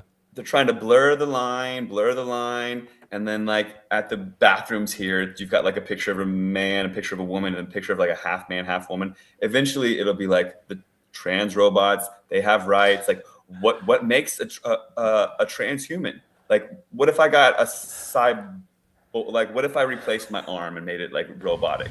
Would I be transhuman then? Probably not. Like veterans do it. What if I replaced my heart and my brain? You know what I mean? What if I transferred my soul into like a cyborg? It's going to get really weird and slippery. That's cool that you mentioned Tavistock Road. I'll have to maybe check that out when I'm in London, just to say that I've been there. Did you know that the Tavistock Institute created the genre of sci-fi? Yeah, yeah. I actually think that all of the stuff that happens in the West comes from the Tavistock Institute. For sure. It then is exported directly to the United States, where it's tested out, and then we are actually culturally downstream, and then it comes back to us. I honestly think this is how it works, because it's very clear that the social engineers at the Tavistock are basically coming up with all the ideas, but we are certainly, we've talked about this loads, how we are downstream from the US. Yeah, we are, yeah. We're about 4 years behind. At least 4 years, or it could be 8. There's 4-year cycles going on. You know, a lot of the stuff with the left-right split, these street battles, blue versus red, the Antifa stuff, we have that in the UK now. I was watching that in America 8 years ago thinking, holy shit, when this comes. We did a whole presentation about it's this. Sensible to like we've said, it's easier to manage that way, and it's not as sus. If it's a little bit's going on, something different's going on in America, then then that came to the UK. It's less sus. I've just got. You've got something, PG. I've just got the. I'm going to just share my screen here. You need to click that one there. Yeah, there we go. So I don't know if you've heard of Rupert Lowe, Matt. He is a politician here in the UK, and this was a post he put out here May 3rd, 2025. Experiments to dim the sun will cost the public purse £56.8 million. The Department of Science, Innovation and Technology has told me 56.8 million. Is this spend really necessary? We've got this far with the sun as it is. Let's leave it alone, shall we? So he's one of the only politicians that is, well, pretty much the only politician that's ever said something like that publicly, to my knowledge. Well, it's nice that there's a little bit of kickback. Interesting. Yeah, I think it's a little sus that they put the price tag on it because the price tag's pretty low. And let's be real, they spend a lot more money on that daily. yeah, that's for the daily budget. Of course. Yeah, right. Yeah, 56 million. That's like a fart in the wind for NASA. That's just how much it costs to turn on the AI processor in the morning to make the next decision. But the fact he's putting it out there to say, look, we've got this far with the sun, let's just leave it alone. No, it's great. It's great. You've really got hard on for Rupert, though, haven't you? No. It's just fascinating because I don't, like we said on Wednesday night when we were recording videos for our Patreon, it's like I'm confused at why he's on the menu. No, I think it's just refreshing that he's on the menu, even if he doesn't get to power, and even if he did and he doesn't do what he says. The fact that someone is saying that and going against the uni-party grain, it is refreshing. Because Trump, he wasn't talking about that. When he was campaigning back in 2015, before he got elected for the first time. Operation Warp Speed. Yeah. And speed up the dimming of the sun. He was going to put Hillary Clinton in jail and stuff. He wasn't anti that, was he? And that didn't happen, did it? No. I'll tell you what. Can we go back? Did you see that video that I was playing just before you joined the stream, Matt? Yes. It's about what happened in America this week. I've got to talk to you about it because obviously I think this is a huge story. What is your understanding of what the Southern Poverty Law Center actually is up to this point? I'm sorry. The Southern Poverty Law Center, the SPLC. This is the story because this week in America, this think tank that's supposed to be anti-racism, anti-oppression, has been caught funding right-wing institutions and the KKK. Have you heard about this? Oh no, I have not. Right, I'm going to replay the video clip. Hold on. This is a different one. Today, a few minutes ago, in the Middle District of Alabama, a grand jury returned an 11-count indictment charging the Southern Poverty Law Center with 6 counts of wire fraud, 4 counts of bank fraud, and 1 count of conspiracy to commit money laundering.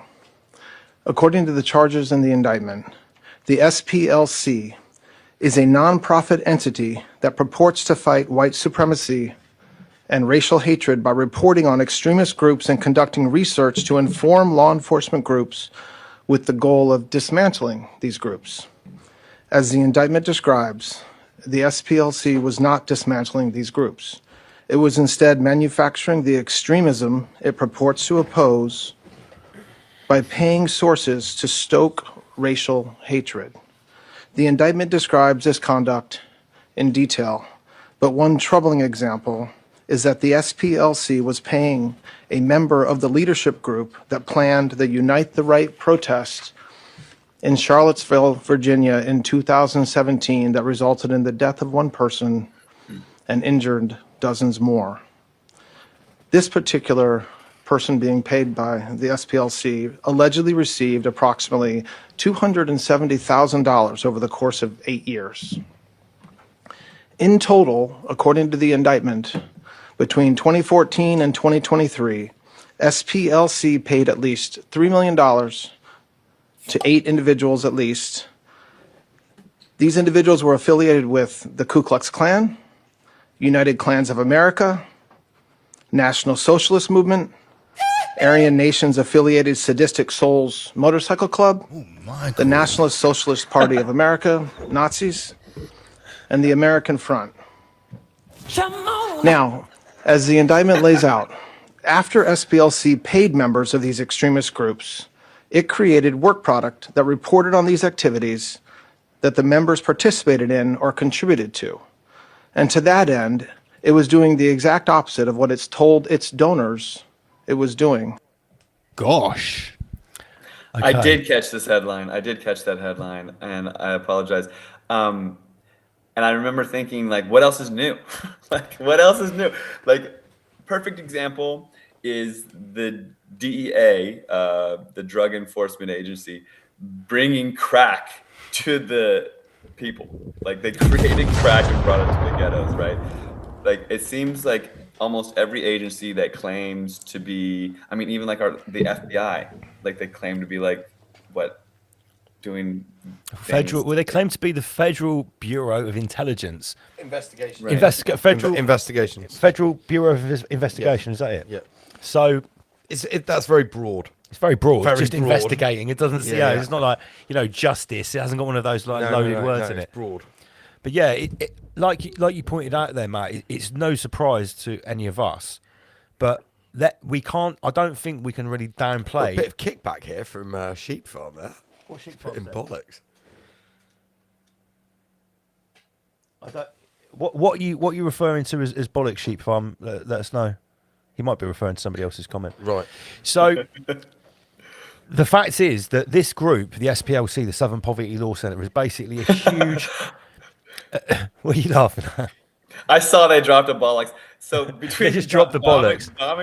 Dom and Chris just dropped the bollocks. So I mean, Is it because it's funny to hear you say bollocks with your American accent? Right. Ongoing joke that we have. Yeah, it's so funny. They always are making fun of me. And then the last show we did, we extended it on to make fun of me not knowing about Bob's your uncle and Fanny's your aunt and all these hilarious things that I don't know over there that I say in my American accent, and then I can't understand. I'm not going to lie. It is always kind of comical to hear an American say certain English popular swear words like bollocks, twat, cunt. That really, the Australians own that one. But yeah, I when you said bollocks earlier on, I did have a little giggle to myself. It is. There is something special about hearing Americans say bollocks. Right. We just don't do it right. We don't no, do it right. no. It's actual cultural appropriation, Matt. It's clearly racist. So, the Southern Poverty Law Centre are basically a bit like the ADL, the Anti-Defamation League. They're like a multi-million-dollar think tank, very powerful lobbyist group who basically influence the media, politicians and that, on behalf of their social engineering and the zeitgeist class, to call everyone Nazis and to start talking about white supremacy. So look at this graph here that's been posted by the Rabbit Hole.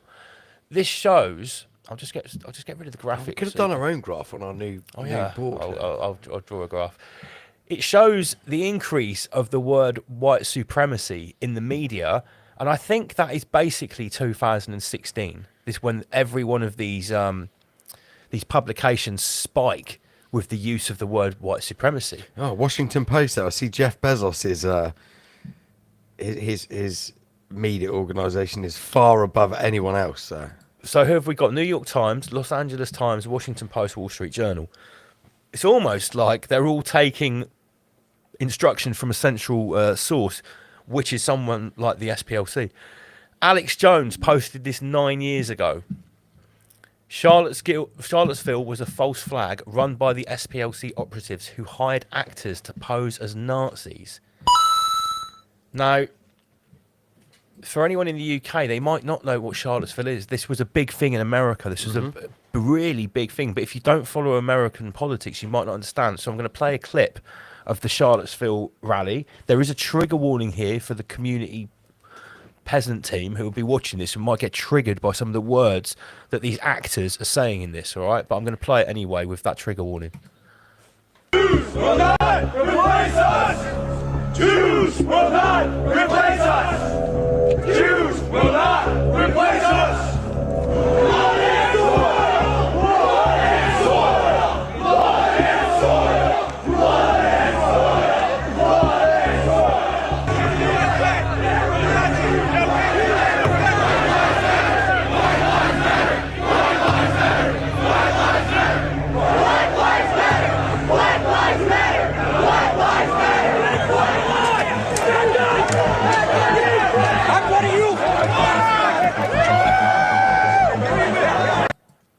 Well, it looks like a good old-fashioned lynching to me, Lance. Now, when this happened, right, people went apeshit about this. So this rally was called Unite the Right. Yeah. It's a lot of people paying attention. Not fight the right. No, unite the right. It just seemed like everyone was fighting. To a lot of people paying attention at the time, it was very clear that this was highly suspect. A load of. Do you remember when this happened, Matt?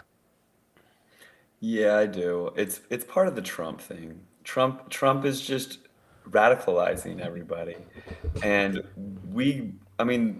before Trump, we were at a place in the United States where we've gotten through, civil rights, and there is equality. But now with like ICE, I'm sure you guys have heard about ICE over there probably, and Trump and the radicalism, I think basically the CIA knows how to go into countries and pin people against each other and make extremism.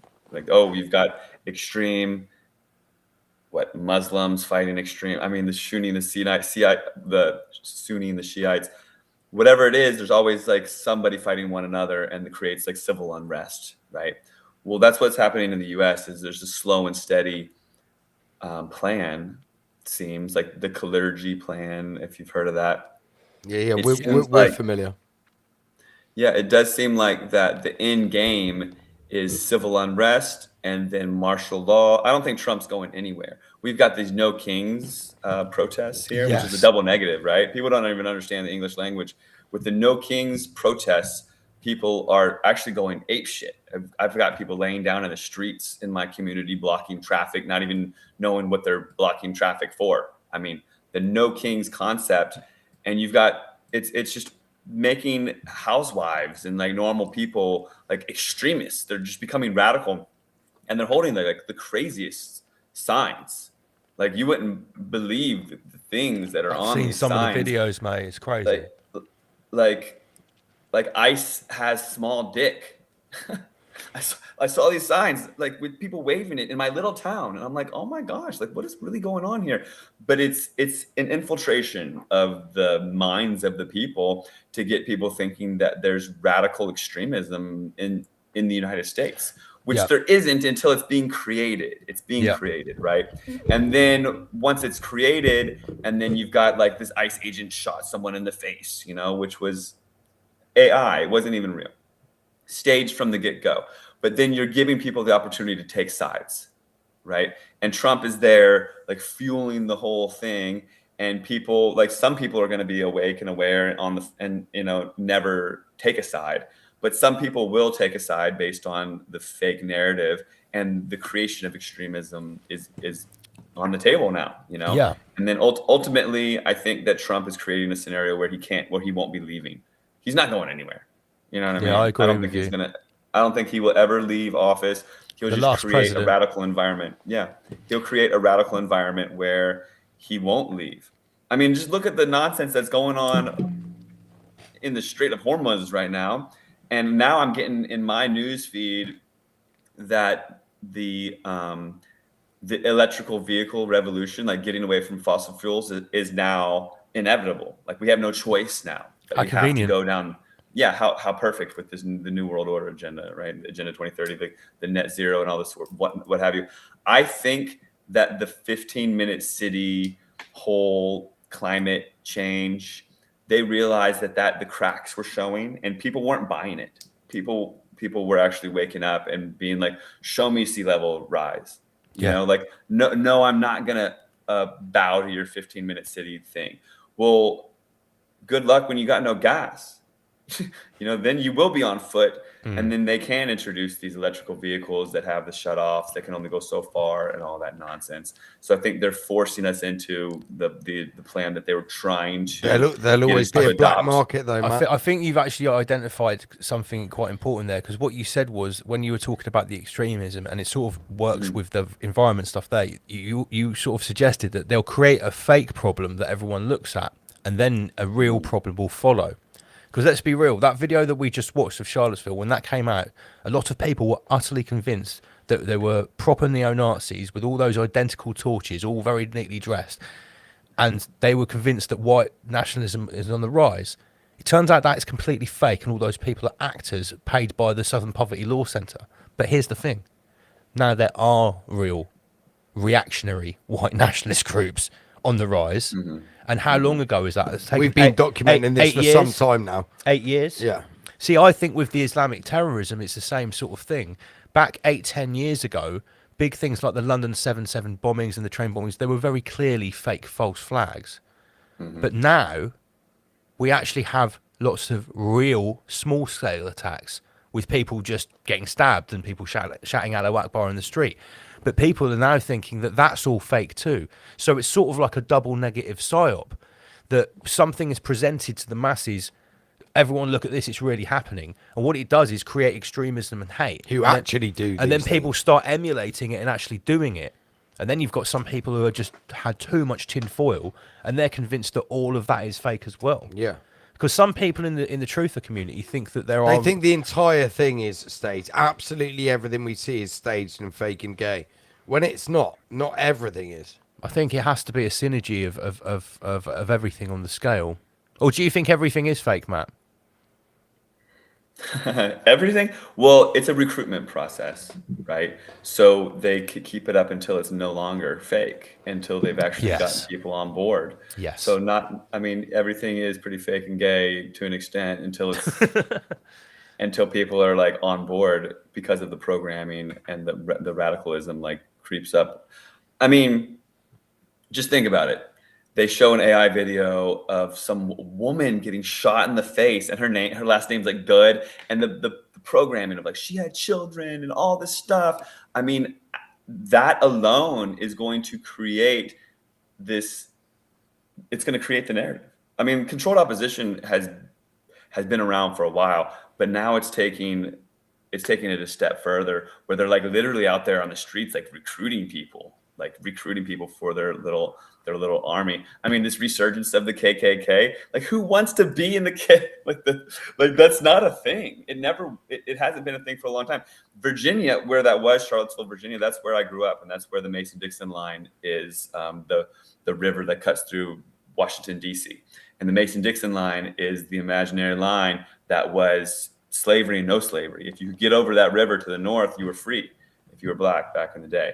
And that's a very like poignant place for them to stage something like that, to bring back something that has long been eradicated. Black Lives Matter, perfect example. You've got people like we've got a nation that has gotten past it, and like from the 80s and 90s, I mean, there's a lot of equality. People are like, I grew up in a place where the color of my skin really didn't matter. London, very similar. Like I grew up in DC. Not had anymore. A lot of black Not friends. anymore. Right. Skin color matters in London now. Right. It's changed a lot. Yeah. Yeah. It matters now. But the Black Lives Matter signs being waved all over the place. People were questioning whether they were racist and then pointing fingers at other people. Oh, you must be racist. And don't Black Lives Matter? It's like, of course, Black Lives Matter. I mean, that slogan came from a think tank, funded by who, like, probably. It was funded by George Soros. Yeah, Soros. That's what $33 million. I kept thinking Bernie made up. Really, 33 million, of course. No, literally, it was. I've still got the screenshot of the headline. George Soros wrote the first $33 million check to fund Black Lives Matter. It's genius. I mean, really, it's genius. The signs are still up in my neighborhoods around here, because heaven forbid you take those down, you're racist, right? And heaven forbid you even talk out against that agenda, you're racist. And like it starts to like rattle these cages of like bringing back these ideologies that were put to bed. These things have been gone for a long time. The KKK thing, I remember during all of that, I was getting propaganda in the mail of hate groups and what hate groups are in your community. And there were maps with all these little dots. And I wish I had it handy. There was about 20 different hate groups that they were saying were all up in my community. And they were it was all race driven. But it's like they didn't really exist. But the more that you say that they exist, the more people are forced to take a side. You know what I mean? Yeah, absolutely. It's pretty textbook at this point. But by taking sides, it just- exponentially like unravels. Yeah. I just need to address a comment here in the from Kelly Anushka. Anything in the press is fake. Yes, I would disagree. I would say that anything that's presented in the press has got a filter laid on top of it. It's much more nuanced than this. Yes. What the mainstream media can do is take an organic event and then present it to you as a psyop because it has been manipulated, for instance, tweaked. For instance, let's use a pedestrian on a sidewalk a pavement mat getting run over by a car driving on the road, and that's an organic thing that happened. The media reports on it for the point of. And they call it a hate crime. Yeah, or they depending on who, or they could use it, for instance, to say, "Oh, we need less cars on the road or more safety for pedestrians or whatever." But an organic incident still happened, which is being reported on. So I would argue everything in the media is not. But that doesn't fake. say to some things that in the media aren't literally staged events. It's Yeah. always all of the above in our opinion. But that's where your Ramesh has come in, and nuance and discernment is required. I'm not saying everything in the media isn't used for a degree of propaganda or social engineering. I'm not saying that's not the case, but I'm saying that events that are reported in the media, okay, some of them are false flags, some of them are fake and gay, but a lot of them aren't. Right. Let's talk about a news story that's in the media. Maybe Matt has heard about this, and I'm sure he has. This has been a big story in the States. It's been on Fox News that there is a growing number of scientists that have gone missing or have died since 2023. Some mainstream media reports are saying that these are nuclear Get rid of the scientists. overlay there, Yeah, Michael. sorry, Michael. One sec. Where's the overlay gone? There we go. Right. So this is a list of these scientists that are either deceased or missing, and the dates of their either death or when they went missing. The mainstream is saying that they are nuclear scientists. The tinfoilosphere is saying that these scientists were working on anti-gravity and wormholes and extra-dimensional technology. Have you heard this, Matt? Oh yeah, I have a lot to talk about on this one. Please, the floor is yours, bro. But just to back up for a second, I will say a friend of mine who's black, he got hit by a car in my community, and the media, what they did was they announced it, and they say, we don't know if this was racially driven or not. It's like there you go. Like, it wasn't racially driven. Someone accidentally hit him with their car. That was it. They didn't hit him because he was black. He didn't suggest that. No, not at all. But the media spun it into this thing, opening the question for everybody.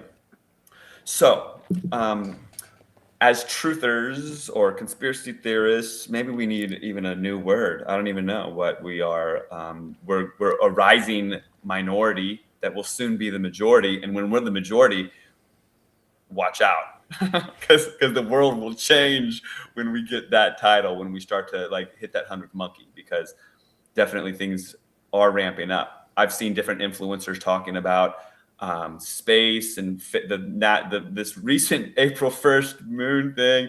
A lot of people are having a lot of conversations about that. So many people are talking about chemtrails now. I think there is a rising consciousness. People are waking up on all different levels of all different walks of life. Matt, just on that note, before we go any further, sorry to butt you in.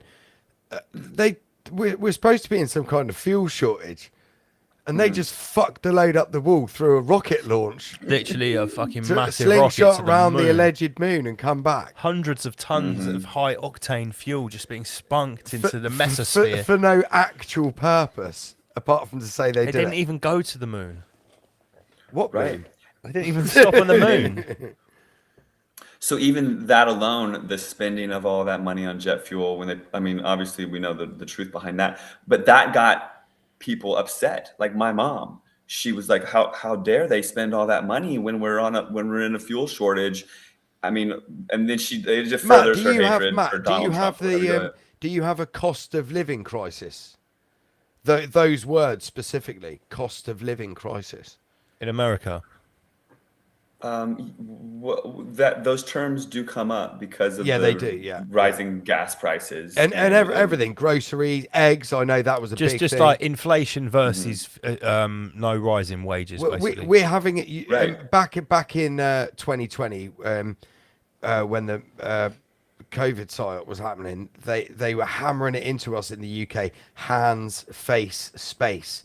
Wash your hands, cover your face, and keep space from people. Do you remember that? Yeah. It was like a mantra, like, and this is the same. Like everywhere, everyone's talking about cost of living crisis. It's the cost of living crisis. It's the same shit being drilled into the population. I was just wondering if you guys had it to the same degree over there. Oh, surely, and that's likely to push the UBI eventually. I bet that's coming. Yeah, for sure, for 100% it is. But you won't be allowed to drive with that. That won't include your like gas money if there is any gas, or like you won't be allowed if you're on UBI, you have to use the public transportation, I would imagine. Right. Well, that would be for you know for the good of climate change and all of that. If you're on UBI from the state, they would say that you're not allowed to drive yourself, and then automatically you're already in your 15-minute city because your public transportation might not let you out of it. Can we get back to subject of dead scientists, please? Absolutely, yeah. well, just really quick on the UBI, Trump is pushing like crypto, and soon will likely start like pushing out some digital dollars. But I would imagine that the digital dollars have terms. You know, this can only be spent on X, Y, Z. You know yeah, there you go. That's how you get your Trump coin. Yeah. Yeah. So people are waking up, and there's psyops abound to try to basically keep us in fear and keep us in our box, right? And also to keep the division. Like, you're the crazy conspiracy theorist, and I'm over here like the normie or whatever, right? And so this whole, this whole like scientist thing is likely a distraction, but also it gives the conspiracy community something to just go crazy about. And then they lose their momentum on other things that matter. You know what I mean? Whatever's real that's going on in the world. I think that the dead scientist thing, if it's even real, like the fact that it first came out on Fox News, that already made me be like, what is this? Why is it only being reported by Fox News? And then the David Wilcock thing, that guy made me cringe from the get-go. He first was rolling around with like this Corey Good, like MK Ultra subject. Corey Good looked like 100%. Yeah. We recorded a video about this guy on Wednesday that's coming out on Sunday night, and we share your sentiment. Some of the subjects he talked about may have some legitimacy. It's fucking wild, but some like of the stuff that Corey Good talks about. No, I'm talking about David Wilcock. Oh well, both of them. It's just absolutely so fucking retarded. Wait, one sec. The problem is you're a fucking retard. Thank you, Mark Passy. So what you're saying, Matt, is you weren't down with David Wilcock from day one. You thought he was iffy. Well, I think as a truther, you know, you cultivate your gut discernment, and or just as a normal human being, like you see someone on the other side of the street waving a gun in the air, you don't go over and ask what his deal is, you walk away, right? I mean, they're street smarts. We've cultivated these by just living our lives. And David Wilcock, when he first came out, I don't know if you guys remember, but he said he was a time traveler. Yeah, I remember. Yeah, and he soon cut that because no one was buying it. So how could anybody trust him after that? Like, give me a fucking break. Well, he changed it. He wasn't promoting that. He just completely took that off the menu. Well, once he realized no one was buying that, and then just changed to his fucking secret space program, anti-gravity tech stuff, blue avians, and fucking all the rest of it. Right. The first time I saw Corey Good, I was like, that guy's under mind control or something. Like the way that he talked, the way that his eyes looked, and the way that David Wilcock was like promoting him, like they were both like thick as thieves. Gaia TV seems to be bought and sold and totally controlled as well. The blue avians nonsense, mate. The entirety of Gaia, right. There might be little tiny bits of truth here and there, but ultimately the whole thing is just to lead you into a cul-de-sac. Exactly. And then what what good are you when you Yeah, you'll go nowhere become with completely Gaia. It's brainwashed. It's So what essentially a stand down operation. So I think what it does is it gets these potential like revolutionaries. Like the truthers could be like leaders. Like we could be shining so bright that people are lining up to hear what we have to say, and we could be creating like community resilience, community gardens, barter systems, like bucking this transhumanism, technocracy that's being formed, right? Like we're supposed to be planning for the future that they're creating. Like we can see the writing on the wall, we can see what's coming. So being the ones with the eyes to see, we should be planning accordingly, knowing what's coming. But instead, the CIA or whoever's behind all this gets the people spun out and completely like this whole like dead scientist thing. It's like, what good is this to anybody? You get all spun out and you think that they're being killed, and then they're going to come out later and be like, oh, they were like, this is probably leading somewhere. Like, for instance, David Wilcock will rise from the dead and he'll say, well, I was actually on Mars and everyone else can go to Mars as long as they get the Elon Musk brain chip. Allegedly, this dude is like me and Lance were saying, I won't do a spoiler for our video that we did, but we're not like Corey Good is clearly playing a role, playing acting, but we weren't sure if David Wilcock actually believes what he's saying. Because we watched some of the testimony, and the thing is, I used to watch Project Camelot when I was first getting into this stuff. Looking back now, I cringe at myself. But you've seen, like I'm sure you have, you've seen loads of these videos of people that claim to be whistleblowers, right? Mm-hmm. Out of all of them, Corey Good wasn't. For one, he wasn't convincing. For two, he wasn't interesting. Three, he barely really has anything to say. It's the whole time. It's like David Wilcock is actually telling the story for him, and he's just sort of going, yeah, that's what happened. It's actually a bit bizarre what we watched anyway. So I've been on what is that, Carrie Cassidy, Project Camelot? I think I've been on that show maybe 2 or 3 times, and every time it's just fear. It's only fear. And I try to be like an inspiring, like person, like truth is a frequency, and we can do something about this, and we can detox and mineralize and raise the vibration and do something about the chemtrails. But what I think that they want is for the truthers to be dismantled. You know what I mean? So for instance, back to the CIA bringing crack to the ghettos, they were worried about the blacks, the African Americans actually like coming together. Like the Black Panthers, they were terrified of them. Like they were creating community, and they were like brothers and sisters to take down, the government or whatever. Like there was concern. So they were infiltrated and shot down through different means. Also bringing the crack into the ghettos and having the black population like fall apart, through poverty, giving them malt liquor, like all these sort of things, right? It's not a coincidence that the ghettos are certain demographics and they can't, do anything but work minimum wage or sell drugs and what have you. There's not like opportunity for them.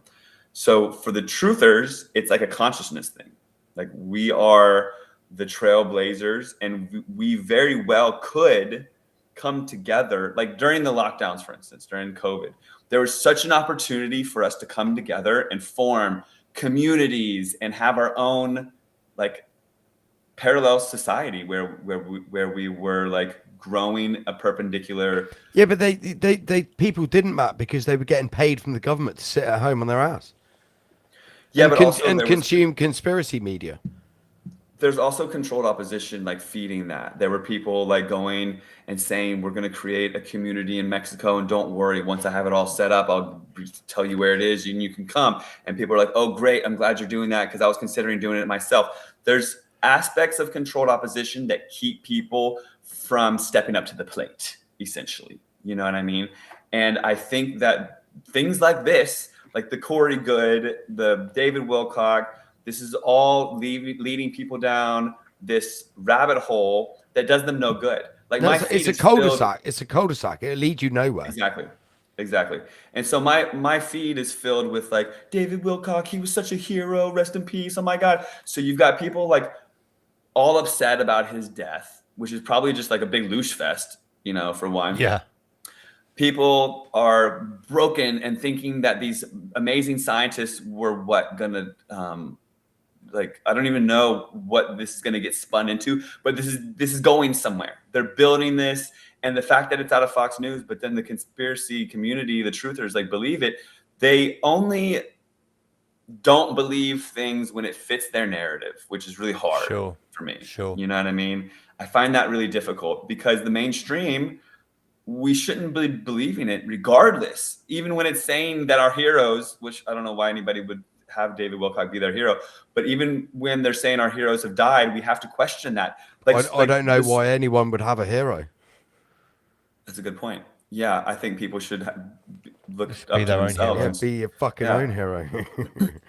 That's a big thing. So where this is heading, I think it will go somewhere. Like, aliens have always been on the table, and the narrative keeps getting ramped up surrounding that. Likely all these people, quote, know something that is going to be exposed, and then it'll be validated because of these deaths. You know what I mean? Something like that. Yeah, I totally get what you're saying, and I do wholeheartedly agree, to be honest, mate. Because look at this infographic we've got on the screen here. People are now stretching this out past these scientists. This is now going back to 2012, and they're. I mean, okay, so you could say that David Wilcock and Nick Pope, who is the leading UK UFO specialist, who died on April 6th. You could say that's a bit of a coincidence that those two have died within 2 weeks of each other. Then you've got Eric von Daniken died in January. But to start linking all these other people back here to 2012, these are people I've never even heard of that were to do with ancient aliens, or they were, you know, professional pseudoscientists. I know who Philip Coppins is, and obviously I know Jordan Maxwell and Kevin Burns there at the top right. But do you not think this is a bit of a reach going right back to 2012? How many of these people got the Soviet Union jab? Look at their age group. Yeah, a lot of them are This old is anyway. really reaching. Yeah, it is isn't 100% reaching. How many of these people actually even died? Yeah, good point. Yeah. Because and I mean, again, we go into some more detail with this on our Patreon video on Sunday about David Wilcock. We look at all of the evidence that was online. It's still even a little bit iffy that he's even dead. There's no official reports. It's all from the media. There's no police reports. They're still got a body. There's no reports from the family. It's all a bit weird. Yeah, look, Dimebar here in the chat saying Jordan Maxwell not the fittest guy. Precisely. Yeah, look at him. He doesn't. Yeah, you know, he looks like a jacket potato. He does look like a jacket potato, doesn't he? But you know what's really interesting is, just to make another point, is David Wilcock to me is a total agent of the state, right? But now that the rumor has surfaced that he died, heaven fucking forbid you say anything bad about the guy, because that's just insensitive and horrible. And I'm a horrible person now, right? So there's this like sensitivity around it, and then it gives cred to their work. I mean, it almost feels like that I should fake my death, and then people will start looking at the skies. Ian Collins. Just kidding. Ian Collins has got the best comment here. Wilcock was fake and gay. Yes. Yeah, very. So, right, on I've actually got some screenshots here. These are the things that didn't manage to make it into Sunday night's video. This is from someone called Derek Bronze. He says here, I see it has now been confirmed that the well-known grifter and liar David Wilcock is dead. I won't dance on his grave, but Wilcock is one of the worst purveyors of fake news and false saviours since at least the early 2000s. If he was struggling with mental health issues, perhaps it was because he was such a pervasive liar. And of course, now the conspiracy theories will begin claiming someone took him out when he was nothing more than a charlatan. He blocked me because I called him out. And the crazy thing is that there are loads of conspiracy theories around his death, which is exactly what he would have wanted. Yeah, 100%. Well, let's try Jeffrey Epstein. Right when that happened, there were memes all over the internet. Jeffrey Epstein didn't kill himself. Epstein didn't kill himself. And then that makes you think, oh, well, he was taken out. That he didn't actually kill himself in jail. He didn't hang himself. He was taken out. He was murdered. The guy is alive and well. We all know that, right? So that it creates these muddied waters and twisted scenarios, get everyone spun out on falsehoods, right? Like the Epstein didn't kill himself. He's alive and well, and he's sipping on margaritas down in God knows where. But people get. Did you know that Jeffrey Epstein won the lottery? Yes, I did. Twice. Unreal, unbelievable. Yeah, what are the I mean, chances whole of that? thing. Who wins the lottery twice? And what I think that, and that's a whole nother story, but I think that entire situation, like going back to the FBI and what do they really do, you know, that entire situation of the Epstein files being released and then nothing being done about it, in game scenario, it just erodes the moral fabric of humanity. I mean, part of the literally, reset. yeah, it's part of the reset. I've met children that are literally saying, "Oh, don't get Epstein. Don't. They're gonna, or let's have a Diddy party. We're gonna have a Diddy party." Yeah. Like, the fact is that systematically, the moral fabric of the next generation, because they play the long game. Okay, we're over here being told that it's the end it's the world's gonna end tomorrow. Y2K. 2012, all these things, they get us in this space of fear where we're trying to figure out how we're going to feed ourselves next week. Meanwhile, they're playing generational long game.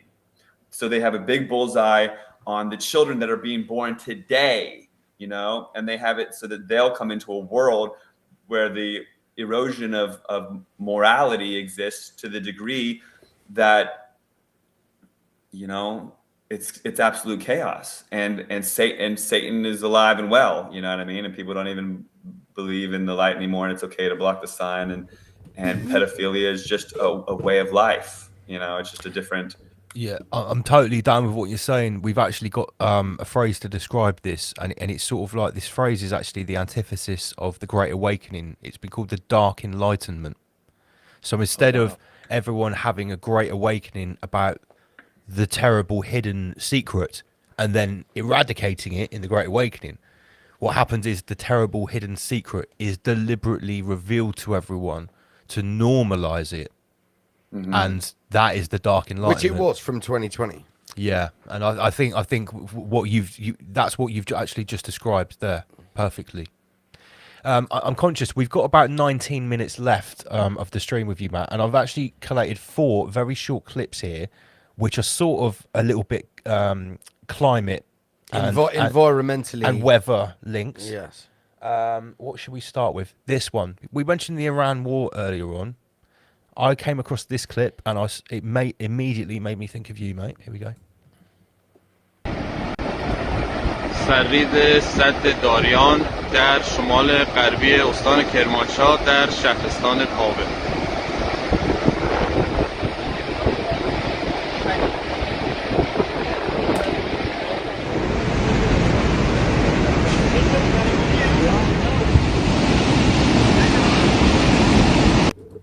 Okay, so you get the idea, Matt, and what it says here is there is a conspiracy theory that says that after Iran was destroyed, the American radars in Arab countries, the rainfall increased in Iran.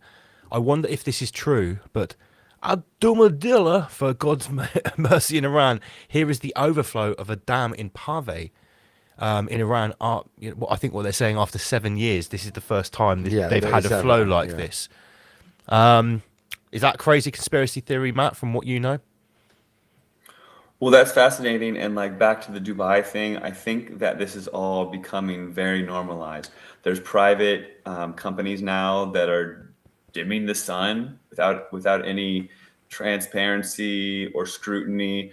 I think that it's systematically becoming mainstream to the point that people won't be able to even know what's going on. Oh, is it cloud seeding? Oh, is it solar radiation management? Oh, is there global warming and they need to do it for us?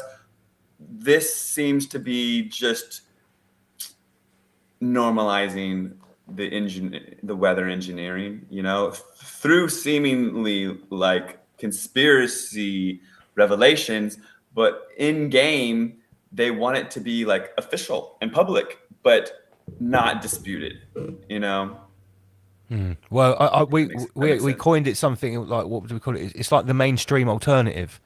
this new type of media that's coming out that's everywhere and on the mainstream platforms, whether it's clips or news stations like GB News. Yep. They're claiming to be the alternative media. GB News. But they're actually the mainstream media.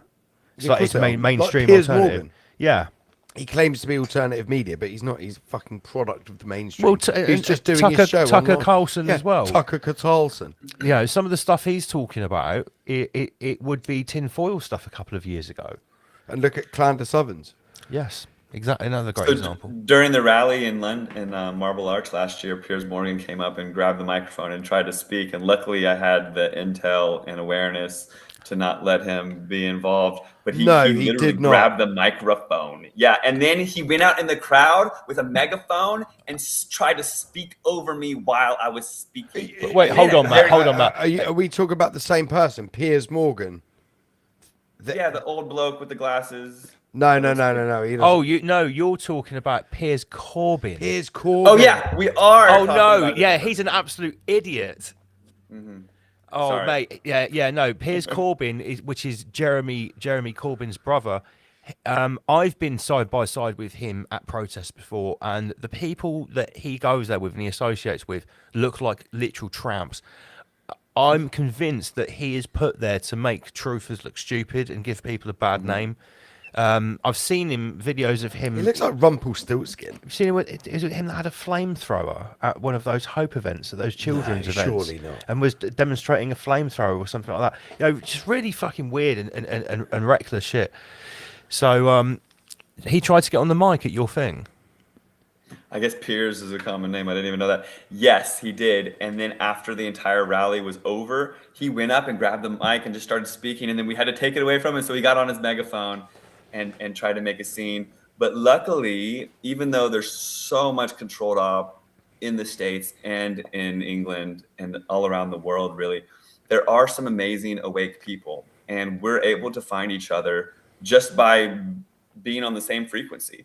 And so I have some amazing allies over there that were able to clue me in on who's who and who not to allow to speak and what have you. And of course, my own intuition. But it is a wild world out there trying to decipher and get down to who's who. And I think ultimately you just have to judge a tree by its fruits. That's all you can really do. No, I think that's a fair shout as well. Careful, Lance, the cat's going to go. Yeah, all over the Hermes, keyboard. can you get out of the way? What's the next one? Okay, check this out.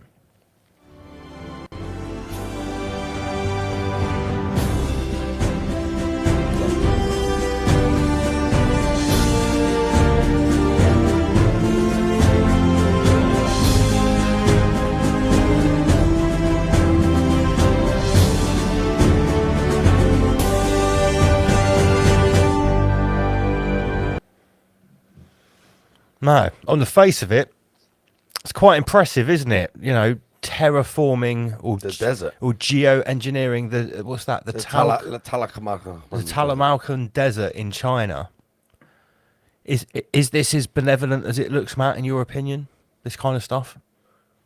Well, the first thing that I ask myself is this even true? Is this even real? Like, how do we know this is even real or true?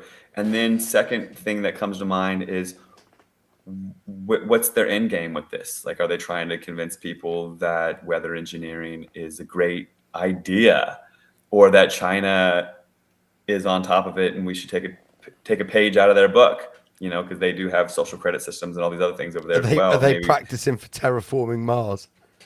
Right. Yeah, that too. You know, like maybe this is fake, and maybe they'll say, "Oh, well, we need to do this on Mars, and you're welcome," and then that'll be fake.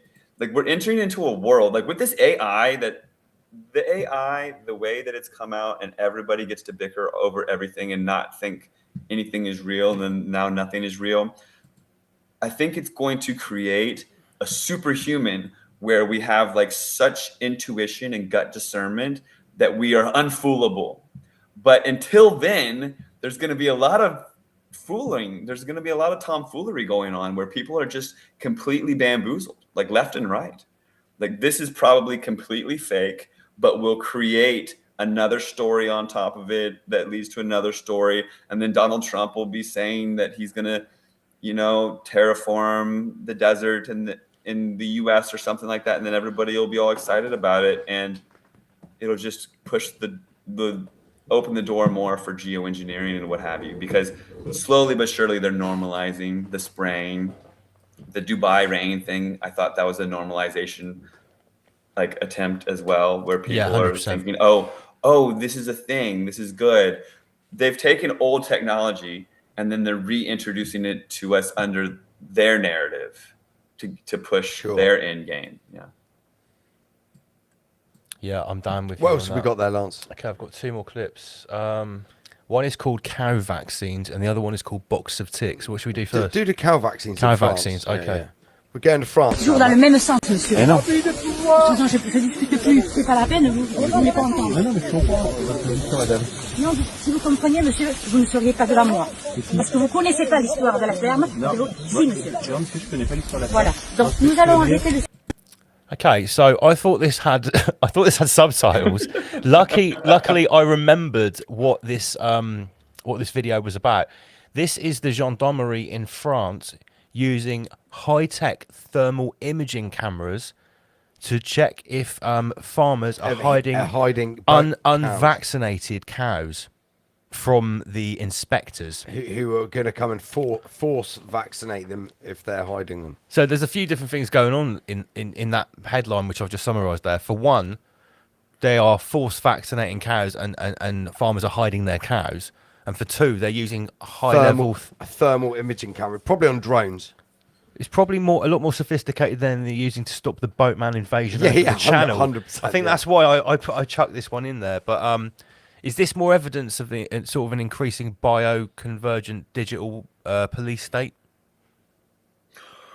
What are they vaccinating for with the mRNA? Is that what's going on? I would say assume so. I would yeah. assume so, that it's probably the new vaccine that's being introduced that the farmers have said no, enough is enough, and I would assume it's the mRNA. Yeah. We even have it in the mainstream over here that they're vaccinating spinach. I've seen lettuce, salad lettuce. Yeah. Right, lettuce with the mRNA, which I don't even get it. But if that's even real, again, if that's even true, like, are they just normalizing it? Oh, well, if the lettuce can get it, then surely I can get my 10th booster. You know, I think that the food supply is surely under attack, and it has been for some time. And getting the tech in the animals, and then we eat the tech. I mean, there is a biodigital convergence unraveling, and it's really weird and scary. And it starts with getting things in our water, getting things in our food, getting things in our air, it's a very wicked, but also I think it's a lot of fear mongering too. Like, people think that there's graphene in everything and there's nothing that we can do and we're all doomed. And then there's the Morgellons and we're all doomed and all this, what have you. I think that ultimately we have to take our power back and realize that if we weren't watching all these things on the news, they wouldn't even be occurring. You know what I'm saying? Yes. It's really true. I wouldn't know about all these things if I wasn't on social media and getting inundated with the fear-based propaganda. So to an extent, we have to just unplug and realize that we are sovereign and we are very powerful spiritual beings, and that the end game is to take that away from us and turn us into robots, and to take away our power psychologically, to beat us down psychologically is the first objective. The end game is to forget you ever had a soul. Yeah, exactly. Something you said there, I totally agree with. And I've just forgot what it was. Damn. Come on, Lance. Sorry, I'm looking at the comments and I'm trying to press a button here as well. I'm going to have to come back and recap that. I think we've got one more clip. Right. I'll just go down to the bottom. Box of ticks. You should do a little research. What I want to know is, why are people finding box of ticks on their farmland, specifically large farms with cows, sheep, goats, horses? What reason would people want to spread ticks and make that become a problem for farmers? I think we better start researching this and find out what exactly is going on, because this is quite concerning. And it's not just one person, it's not just one farmer, but many farmers are finding ticks on their property. But this is really weird. I know Pfizer is coming out with some new products to help get rid of Lyme disease, but that can't have nothing to do with it. We all know we can trust our government. Does anybody have any ideas what the hell's going on? Why they're finding boxes full of ticks in open fields on people's properties? Something's really weird. So, there's a couple of things here. We've showcased on Rise Above before that the social engineering class like to fuck with ticks because they're very small and pretty much undetectable. And there is a document where it says there's, I think Bill Gates was involved with It was Bill Gates funded to make you, this tick will bite you and then you will become allergic to red meat. Mm-hmm. Have you heard of it? Actually, I have a dear friend who got bit by a tick and is allergic to red meat. He also cannot eat there pork. you go. And that is a thing. So these videos... But that was engineered, Matt. That was engineered. This paper says that was a deliberately engineered tick to do that. Mm-hmm. Well, yeah, I mean, Lyme disease, Plum Island, all that stuff, I think that was also engineered. So the boxes of ticks, to me, is an interesting discernment test. So for me, and I'm very jaded, I'm not the normal, like, truther, right? Because I've been through it. And I've had friends that in the chemtrail world that were chemtrail activists who were like my best pals for a few years. And then I realized that they were like agents of the state, and that'll like crush a man's soul and make you really jaded. So I'm in a place where my discernment is kind of like fine-tuned at this point. So when I started seeing these box of ticks videos, like, are they spraying ticks, like dropping them from planes or whatever? Yes. Like, likely, yes. I've had people reach out to me even a decade ago with like, there's ticks falling from the sky. What do you think this is, Matt? What's going on? The boxes of ticks on farms, to me, that doesn't make any sense. That's just the first thing that came to mind. Why would they be leaving boxes of ticks? Why wouldn't they just dump the ticks out? Like, why are you going to leave them in a box? It's a bit obvious. Well, okay. It's to infect the farm animals. Okay. No, but he's saying So- if you were trying to infect the farm animals, why wouldn't you just empty the ticks on the Well, floor yeah, so they yeah, all spread out yeah. rather Why than would you leaving a leave box the of them? box there? You're incriminating yourself. Okay. So my first question is, who is this guy? People trust a random bloke. Sorry, I'm just trying to use British words. No, I'm no, not it's good. even It's all making good. it No, up. we like it. Okay. So why are they trusting this random guy? Because he's got a TikTok. So because this video is on your phone or on your computer, and it's pressing your conspiratorial buttons, it's like it's basically harvesting your loosh. It's bait. It's bait. Yes, It's like- it is. It's a piece of bait. It's a hook and bait.